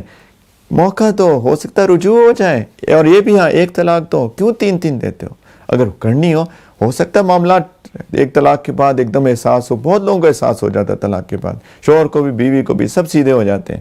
پھر احساس ہوتا ہے، جو 3 دیتے ہیں رجوع کا موقع نہیں ہوتا، 1 2 ہاں پھر گھر میں رکھو تاکہ ہو سکتا ہے کہ معاملات ٹھیک ہو جائے، رجوع کر سکو ایک کے بعد. اللہ یہ کہ وہ بے حیائی کریں اور ایسی باتیں کریں. اور پھر اللہ تعالیٰ فرما رہے ہیں کہ جب عدت کی میعاد یعنی ختم ہونے لگے تو اب یا تو رجوع کر لو اور یا پھر ان کو الگ کر دو، لیکن اچھے طریقے سے. اور پہلے ہم بات کر چکے ہیں، ان کو ایک جوڑا کپڑے میں کپڑے کا جوڑا دے دو تحفے کے طور پہ، اچھے طریقے سے. کیا پیاری، یعنی طلاق میں بھی احسان، یہ ہے ہمارا دین. اور اگر رجوع کرو تو ایک گواہ بنا لو کہ میں نے یہاں رجوع کر لیا. اور ضروری نہیں ہے کوئی شرن، لیکن اللہ تعالیٰ کہ کر لو تو اچھا ہے. پھر اللہ تعالیٰ نے بار بار ایک چیز کا ذکر کیا. ایک آیت آئی ہے واتقوا اللہ ومن یتق اللہ ومن یتق اللہ. بار دیکھو، تقوی اختیار کرو، یعنی طلاق کی نوبت لے کے ہی نہ ہو. کیوں ایسا کرتے ہو؟ یہ بار بار ایک اللہ تعالیٰ فضائل بتا رہے ہیں اس صورت کے اندر تقوی کے. کیوں صورت طلاق میں تقوی کے فضائل کا کیا تعلق ہے؟ یہی تعلق ہے کہ تقوی سے رہو. مت شوہر بیوی بہت خوبصورت رشتہ ہے، اس کو نبھا کے رکھو، ایک دوسرے درگزر کرو، اس کو ایک دم سے ختم کرنے کی نہ سوچو. اللہ کو پسند نہیں ہے طلاق. وَمَن يَتَّقِ اللَّهَ يَجْعَل لَهُ مَخْرَجًا، کہ اگر تقوی اختیار کرو گے، گناہ چھوڑ دو گے تو اللہ کوئی راستہ نکال دیں گے، مشکل سے نکلنے کا کوئی راستہ پیدا کر دیں گے. اور ایک اور فضیلت، وَيَرْزُقْهُ مِنْ حَيْثُ لَا يَحْتَسِبُ، اللہ ایسی جگہ سے رزق دے گا جہاں سے اسے گمان بھی نہیں ہوا ہوگا. یہ تقوی کی فضیلت ہے، مشکل سے نکلنے کا راستہ، رزق ملتا ہے. پھر اللہ تعالیٰ نے ان کے بارے میں بتایا جو ان کا حیض نہیں آتا، وہ حیض سے مایوس ہو چکی، ان کو عائشہ کہتے ہیں. اللہ تعالیٰ نے کہا ان کی عدت کیا؟ ان کی عدت ویسے عدت 3، اس کے اندر اختلافی بات ہے، لیکن یا 3 حیض ہے یا 3 طہر ہے. لیکن جن کو حیض آتا ہے اور جن کو نہیں آتا، اللہ تعالیٰ کہہ رہے ہیں ان کی عدت 3 مہینے. اور ان کی بھی عدت، جن کو بھی حیض آنا شروع ہی نہیں ہوا، ان کا نکاح ہو گیا، تو ان کی بھی عدت 3 مہینے. اور جو حاملہ ہوں وہ اولاۃ الاحمال اجلہن یضعن حملہن، اور ان کی جو پریگننٹ ہو ان کی ڈلیوری ہے، بچہ پیدا ہونا، اس وقت تک ان کی عدت ہے. اور پھر اللہ تعالیٰ فرمانے وَمَن يَتَّقِ اللَّهَ يَجْعَل لَّهُ مِنْ أَمْرِهِ يُسْرًا، تقوی اختیار کرے گا اللہ اس کے کاموں میں آسانی پیدا کر دیں گے. پھر اللہ تعالیٰ نے فرمایا کہ اگر وہ پریگننٹ ہو، طلاق ہو جائے تو اس وقت تک ان کا نفقہ دیتے رہو. بے شک طلاق ہو گئی جب تک کہ وہ ڈیلیور نہ کر دیں، بچہ پیدا نہ ہو جائے ان کا. اور اگر وہ دودھ بھی پلائیں تو جب تک وہ دودھ پلائیں، تمہارا بچہ ہے، طلاق بھی ہو گئی، بچہ تو تمہارا ہے، تو اس وقت تک ان کو بھی اس کی اجرت دیتے رہو. یہ سارے احکام آ رہے ہیں. آخر سورۃ التحریم ہے، یہ آخری صورت ہے اس جز کی، جز 28ویں جز کی. یہاں پہ ایک واقعہ تھا نبی کریم صلی اللہ علیہ وسلم کے ساتھ پیش آیا. عصر کے بعد نبی کریم صلی اللہ علیہ وسلم ساری اپنی ازواج مطہرات کا حال پوچھنے جاتے تھے. تو ایک دن سیدنا زینب رضی اللہ تعالیٰ عنہ کے گھر تشریف لے کے گئے تو انہوں نے آپ کو شہد دیا. نبی کریم صلی اللہ علیہ وسلم کو شہد پسند تھا، انہوں نے پیا. تو اس کے بعد وہ سیدہ عائشہ اور سیدہ حفصہ رضی اللہ عنہما ان کے پاس گئے تو انہوں نے دیکھا شہد دیا ہے سیدنا زینب نے. تو انہوں نے کہا کہ آپ نے مغافیر پی ہے. مغافیر ایک پودا گھاس کا نام تھا، اس میں تھوڑی بدبو آتی تھی. نبی کریم صلی اللہ علیہ وسلم بہت صفائی کا خیال رکھنے والے تھے، شدید. ان کو بالکل بدبو پسند نہیں تھی، ان کو برا رہنا، گندگی، صفائی ستھرائی کا خیال نہ رکھنا بہت برا لگتا تھا. نے کہا کیوں؟ انہوں نے کہا میں نے تو شہد پیا ہے. اب انہوں نے سوچا کہ شاید یہ شہد جو تھا اس میں مغافیر، وہ جب شہد کی مکھی مغافیر پہ بیٹھی ہوگی تو اس وجہ سے شہد میں بدبو آ گئی. انہوں نے قسم کھا لی کہ میں اب شہد نہیں پیوں گا. تو اللہ تعالیٰ نے یہ فرمایا بسم اللہ الرحمن الرحیم یا ایھا النبی، بہت پیار سے، اے نبی، لما تحرم ما احل اللہ لک، آپ نے وہ چیز، اللہ نے جو آپ کے لیے ایک چیز حلال کی ہے وہ آپ نے کیوں حرام کر لی؟ کیوں؟ تبتغی مردات ازواجک، اپنی بیویوں کو خوش کرنے کے لیے. واللہ غفور الرحیم، قد فرض اللہ لکم تحلۃ ایمانکم، اللہ تعالیٰ کہہ رہے ہیں کہ اللہ نے تمہاری قسموں سے نکلنے کا طریقہ مقرر کر دیا. یعنی قسم توڑ دو، حرام چیز کو، حلال چیز کو حرام مت کرو، شہد پیا کرو، کھایا کرو، اور قسم توڑنے کے بعد یہ طریقہ ہے کہ اس کا کفارہ کیسے ادا کرنا ہے. اور پھر نبی کریم صلی اللہ علیہ وسلم نے سیدنا حفصہ سے بتایا کہ میں نے شہد نہ پینے کی قسم تو کھا لی ہے، کسی کو بتانا نہیں، اور اس لیے تاکہ سیدنا زینب جنہوں نے شہد پلایا تھا ان کا دل نہ ٹوٹے. سیدنا حفصہ نے جا کے سیدہ عائشہ کو بتا دی بات. اللہ تعالیٰ نے فرمایا یاد کرو جب نبی نے اپنی کسی بیوی سے راز کے طور پہ ایک بات کہی تھی، پھر اس بیوی نے وہ بات کسی اور کو بتا دی، یعنی سیدہ عائشہ کو. سیدہ حفصہ کو بتائی، سیدہ عائشہ کو انہوں نے بتا دی، اور اللہ تعالیٰ نے بات نبی پر ظاہر کر دی، اور انہوں نے سیدہ حفصہ کو بتایا کہ دیکھو تم نے کیا، اور اس میں تھوڑی سی بات کی. تو وہ اللہ تعالیٰ فرما رہے ہیں کہ انہوں نے کچھ بتایا کچھ نہیں بتایا. تو جب بیوی کو بات بتائی تو کہنے لگی آپ کو کس نے بتائی؟ قالت من انباک ھذا، آپ کو کیسے پتہ چلا؟ میں نے عائشہ کو بتا دی. اللہ تعالیٰ فرماتے ہیں قال نبأنی العلیم الخبیر، اس نے مجھے بتایا ہے جو ہر چیز کا، جس کو علم بھی ہے اور ہر چیز کی خبر بھی ہے اس کو. اور اللہ تعالیٰ نے پھر ازواج مطہرات کو مخاطب ہو کے فرمایا اے نبی کی بیویوں توبہ کر لو، ان تتوبا الی اللہ فقد صغت قلوبکما. تو یہ مناسب ہے کیونکہ تم دونوں کے دل مائل ہو گئے ہیں. اس کے بارے میں بھی اقوال ہے، لیکن جو اچھا قول ہے کہ تم لوگ ندامت ہو چکی، تمہیں توبہ کرنا چاہتی ہو، پتہ ہے، اب کر لو توبہ. اور دیکھو اللہ تعالیٰ فرما رہے ہیں کہ نبی کے مقابلے میں آپس میں اس طرح مت ملا کرو. اللہ نبی کا ساتھی ہے، جبریل ہے، سارے نیک مسلمان ہیں، فرشتے بھی ہیں. اللہ تعالیٰ ایک وارن کر رہے ہیں. دیکھو یہ بہت اچھی بات نہیں ہوئی. اللہ تعالیٰ اگر چاہیں تو تمہیں ریپلیس کر دیں، تمہارے بدلے میں کوئی اور ان کو بیوی عطا کر دیں. اور اس کے بارے میں اللہ تعالیٰ نے تفصیلی بتائی. اور پھر آگے اللہ تعالیٰ نے فرمایا مجھے اور آپ کو، مردوں کو خاص طور پہ، کیا ایھا الذین آمنوا قوا انفسکم واہلیکم نارا. یہ ساری چیزیں کیوں ہیں؟ تاکہ جیسے میں نے پہلے بھی کہا صحابہ صحابیات سیکھ رہے تھے، تو یہ بھی سیکھنے کا ایک مرحلہ تھا، ان کی ٹریننگ کا حصہ تھا، تربیت ہو رہی تھی، اصلاح ہو رہی تھی. تو اللہ تعالیٰ فرما رہے ہیں کہ اپنے آپ کو بھی آگ سے بچاؤ ایمان والوں، اور اپنے گھر والوں کو بھی آگ سے بچاؤ. خود بھی سیکھو، انہیں بھی سکھاؤ، خود بھی نیک ماحول میں رہو، ان کو بھی رکھو. یہ تمہاری ذمہ داری ہے کہ اپنے آپ کو بھی آگ سے بچاؤ، ان کو بھی بچاؤ. اور وہ آگ جہنم وہ ہے وقودھا الناس والحجارہ، جس کا ایندھن لوگ ہیں اور پتھر ہیں، یعنی بت ہیں. وہ علیہا ملائکۃ غلاظ شداد لا یعصون اللہ ما امرہم ویفعلون ما یؤمرون. اس پر جہنم پہ بہت سخت کڑے مزاج کے فرشتے مقرر ہیں، اللہ کے کسی حکم میں اس کی نافرمانی نہیں کرتے، وہی کرتے جن کا انہیں حکم دیا جاتا ہے. اور قیامت کے دن ایسا ہوگا جس میں اللہ تعالیٰ کہیں گے کافروں سے یا ایھا الذین کفروا. ایک عجیب خطاب ہے، یا ایھا الذین کفروا، اے کفر کرنے والوں، لا تعتذروا اليوم، آج معذرتیں پیش نہ کرو، آج کوئی عذر پیش نہ کرو، تمہیں انہی اعمال کا بدلہ دیا جا رہا ہے جو تم کرتے تھے. اور اے ایمان والو یا ایھا الذین آمنوا، اے ایھا الذین آمنوا توبوا الی اللہ توبۃ نصوحا، اللہ کے حضور سچی توبہ کرو. تاکہ اللہ تمہیں جنت دیں۔ اللہ تعالیٰ کہہ رہے ہیں کہ اس دن ان کا مومنین کا نور ان کے آگے اور دائیں طرف دوڑ رہا ہوگا، پہلے بھی ہم کل بات کر چکے ہیں، اور وہ دعا کر رہے ہوں گے صراط کے اوپر جہاں نور ہی کام آئے گا، ربنا اتمم لنا نورنا واغفر لنا، اے اللہ ہمارا نور ہمارے لیے مکمل کر دیں، ہماری مغفرت فرما دیں۔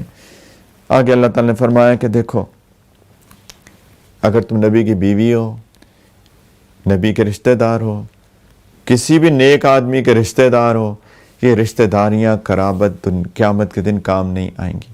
اللہ نے مثال دی، 4 مثالیں، 4 عورتوں کی مثالیں، کہ اللہ تعالیٰ نوح کی بیوی اور لوط کی بیوی کو مثال کے طور پہ پیش کرتا ہے۔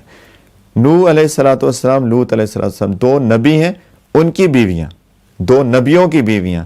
اللہ تعالیٰ کہتے ہیں میرے ایسے 2 بندوں کے نکاح میں تھی جو بہت نیک تھے، لیکن ان کے ساتھ انہوں نے بے وفائی کی، اللہ کے مقابلے میں ان کے کچھ بھی کام نہیں آئے، وہ نبی کام نہیں آ سکے اپنی بیویوں کے، ان کو بھی عذاب ہو گیا۔ اور اللہ تعالیٰ کہتے ہیں پھر ایک 2 مثالیں اور سنو، یا 2 مثالیں نیک آدمیوں کی بیویاں جنہوں نے ان کے ساتھ بے وفائی کی اور عذاب میں مبتلا ہو گئیں، اور دوسرا 2 ظالموں کی بیویاں، ایک فرعون کی بیوی جس کو فرعون نے ایمان لے آئی تھی اور فرعون نے بہت ظلم کیا، اور اس کی بھی تفصیل ہے، لیکن اس نے دعا کی، اذ قالت، جب فرعون کی بیوی نے کہا، ان کا آسیہ تھا علیہ السلام، رب ابنی لی عندک بیتا فی الجنہ ونجنی من فرعون وعملہ ونجنی من القوم الظالمین، کہ اے اللہ میرے لیے اپنے پاس جنت میں گھر بنا دیں۔ یعنی یہ جو فرعون نے ان کو محل سے نکال دیا، ان کے ہاتھوں پیروں میں میخیں گاڑ دیں، اور لکھا ہے کتابوں کے اندر کہ ایک دن اس نے بہت سمجھایا، نہیں سمجھی، وہ ایمان سے نہیں پھری، تو ایک دن فیصلہ کیا کہ بھاری پتھر ان کے سینے پہ پھینکے گا۔ تو دعا کیا، اللہ مجھے محل نہیں چاہیے، مجھے اپنے پاس جنت میں ایک گھر بنا دیں، اور مجھے فرعون اور اس کے عمل سے نجات دے دیں، اور مجھے ظالم لوگوں سے بھی نجات دے دیں۔ دعا مانگی انہوں نے اللہ سے، اللہ نے قرآن کا حصہ بنا دیا۔ یہ ایک ظالم کی بیوی جو ایمان لے آئی، کہا نیکوں کی بیوی جو ایمان نہیں لائی، کہا یہ ظالم کی بیوی جو ایمان لے آئی۔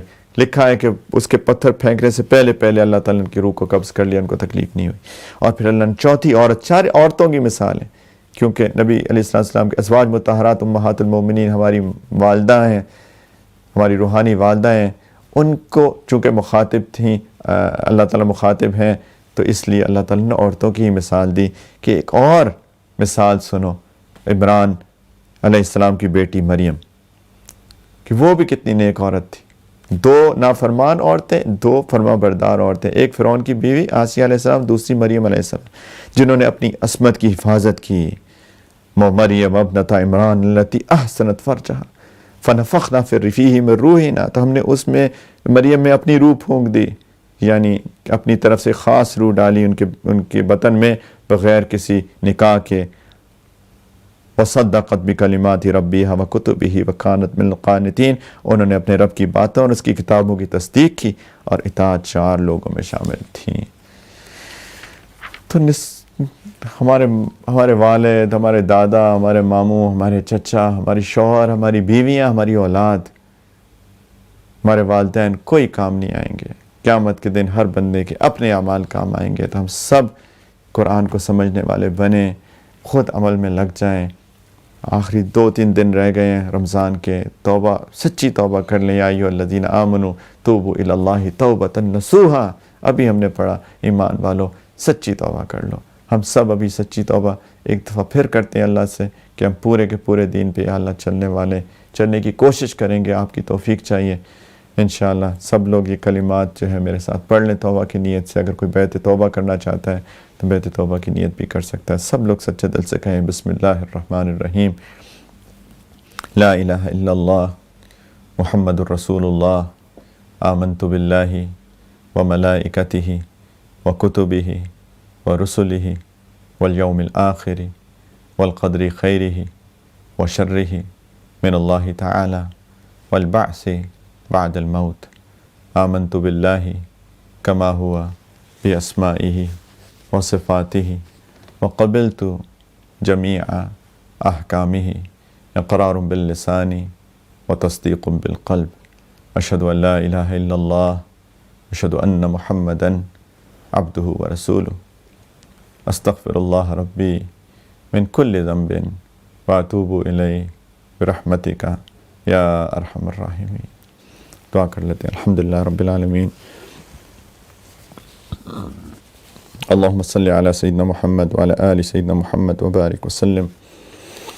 ربنا ظلمنا انفسنا وان لم تغفر لنا وترحمنا لنكونن من الخاسرین۔ ربنا لا تزغ قلوبنا بعد إذ هديتنا وهب لنا من لدنك رحمة إنك أنت الوهاب، لا الہ الا انت سبحانک انا كنا من الظالمین۔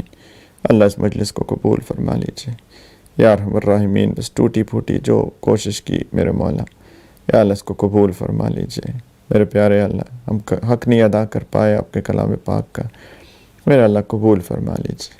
اللہ اس قرآن کی مناسبت پیدا فرما دیجیے، اس کی محبت پیدا فرما دیجیے، اس کی سمجھ عطا فرما دیجیے، اس پہ عمل والا بنا دیجیے یا اللہ۔ اپنی محبت پلیز عطا فرما دیجیے اللہ۔ نبی کریم علیہ السلام کی پلیز محبت عطا فرما دیجیے اللہ۔ ایمان والا بنا دیجیے اللہ۔ دل کا نفاق دور فرما دیجیے۔ ربنا اتمم لنا نورنا واغفر لنا۔ اللہ اس دین کا، اس یا اللہ ایمان کا، آپ کے دین کے علم کا نور ہمارے دلوں کے اندر پورا پورا عطا فرما دیجیے۔ اپنی محبت کا نور، اپنی معرفت کا نور یا اللہ۔ نبی کریم علیہ السلام کی محبت کا نور، ان کی معرفت کا نور یا ارحم الراحمین۔ پلیز قرآن کا نور یا اللہ ہمارے دلوں میں اتار دیجیے یا اللہ۔ ہمیں صحیح معنوں میں ایمان والا بنا دیجیے اللہ، محبت والا بنا دیجیے یا اللہ۔ لوگوں سے کی غلطیوں سے درگزر والا بنا دیجیے، میٹھی زبان والا بنا دیجیے یا اللہ۔ نرم مزاجی والا بنا دیجیے اللہ۔ دین کی گہری سمجھ والا بنا دیجیے، عمل والا بنا دیجیے یا اللہ۔ ہماری غلطیوں کو معاف بھی کر دیجیے اور ہمیں ہمارے اندر گناہوں کی نفرت عطا فرما دیجیے یا ارحم الراحمین۔ خیر کے فیصلے فرما دیجیے اللہ، کرم کے فیصلے فرما دیجیے اللہ۔ رمضان کے تھوڑے سے دن رہ گئے میرے پیارے اللہ، ہم نے رمضان کی قدر نہ کی جس طرح کرنی چاہیے تھی یا اللہ۔ وہ نہ کر سکے جو کرنا چاہیے تھا میرے اللہ۔ جو ٹوٹا پھوٹا کیا بس اسی کو قبول فرما لیجیے اللہ۔ اپنی رحمت کا سے ہمارے یا اللہ ہمیں پورا پورا اجر عطا فرما دیجیے یا اللہ۔ ہمارے گھر والوں، ہماری اولاد، ہماری نسلوں کو یا اللہ سب کو ان دعاؤں میں حصہ دے دیجیے جو ساری رمضان میں مانگی اور جو مانگتے ہیں۔ ہمارے والدین کی حفاظت فرمائیے، رب ارحمہما کما ربیانی صغیرہ۔ اللہ جو ہمارے والدین میں سے آپ کے پاس آ چکے ہیں ان کی مغفرت فرما دیجیے، ان کے درجات بلند فرما دیجیے یا ارحم الراحمین۔ ہمارے والدین میں سے جو حیات ہیں ان کی خدمت کرنے کی توفیق عطا فرمائیے اللہ۔ ان کو عافیت، صحت، برکتوں سے رکھیے اللہ۔ ہم سب کی زندگی کے آخری حصے کو زندگی کا بہترین حصہ بنائیے پیارے اللہ۔ جو ہم میں سے بیمار ہیں روحانی، جسمانی، نفسیاتی طور پہ، ان کو صحت کاملہ عاجلہ مستمرہ دے دیجیے اللہ۔ اس وبا کو بھی دور فرما دیجیے میرا مولا اللہ یا اللہ۔ پلیز مسجدیں بھی کھول دیجیے میرے پیارے اللہ یا ارحم الراحمین۔ حرمین شریفین بھی کھول دیجیے میرے مولا۔ بار بار یا اللہ تعظیم کے ساتھ، ایمانی کیفیات کے ساتھ یا اللہ حاضری کی توفیق عطا فرمائیے یا ارحم الراحمین۔ ہم میں سے جو کہ کسی بھی سفلی اثر کا شکار ہے، شیطانی اثرات کا، جادو کا یا اللہ، حاسدین کے حسد کا، بری نظر کا یا اللہ، ہم سب کو صحت کاملہ عاجلہ دے دیجیے یا اللہ۔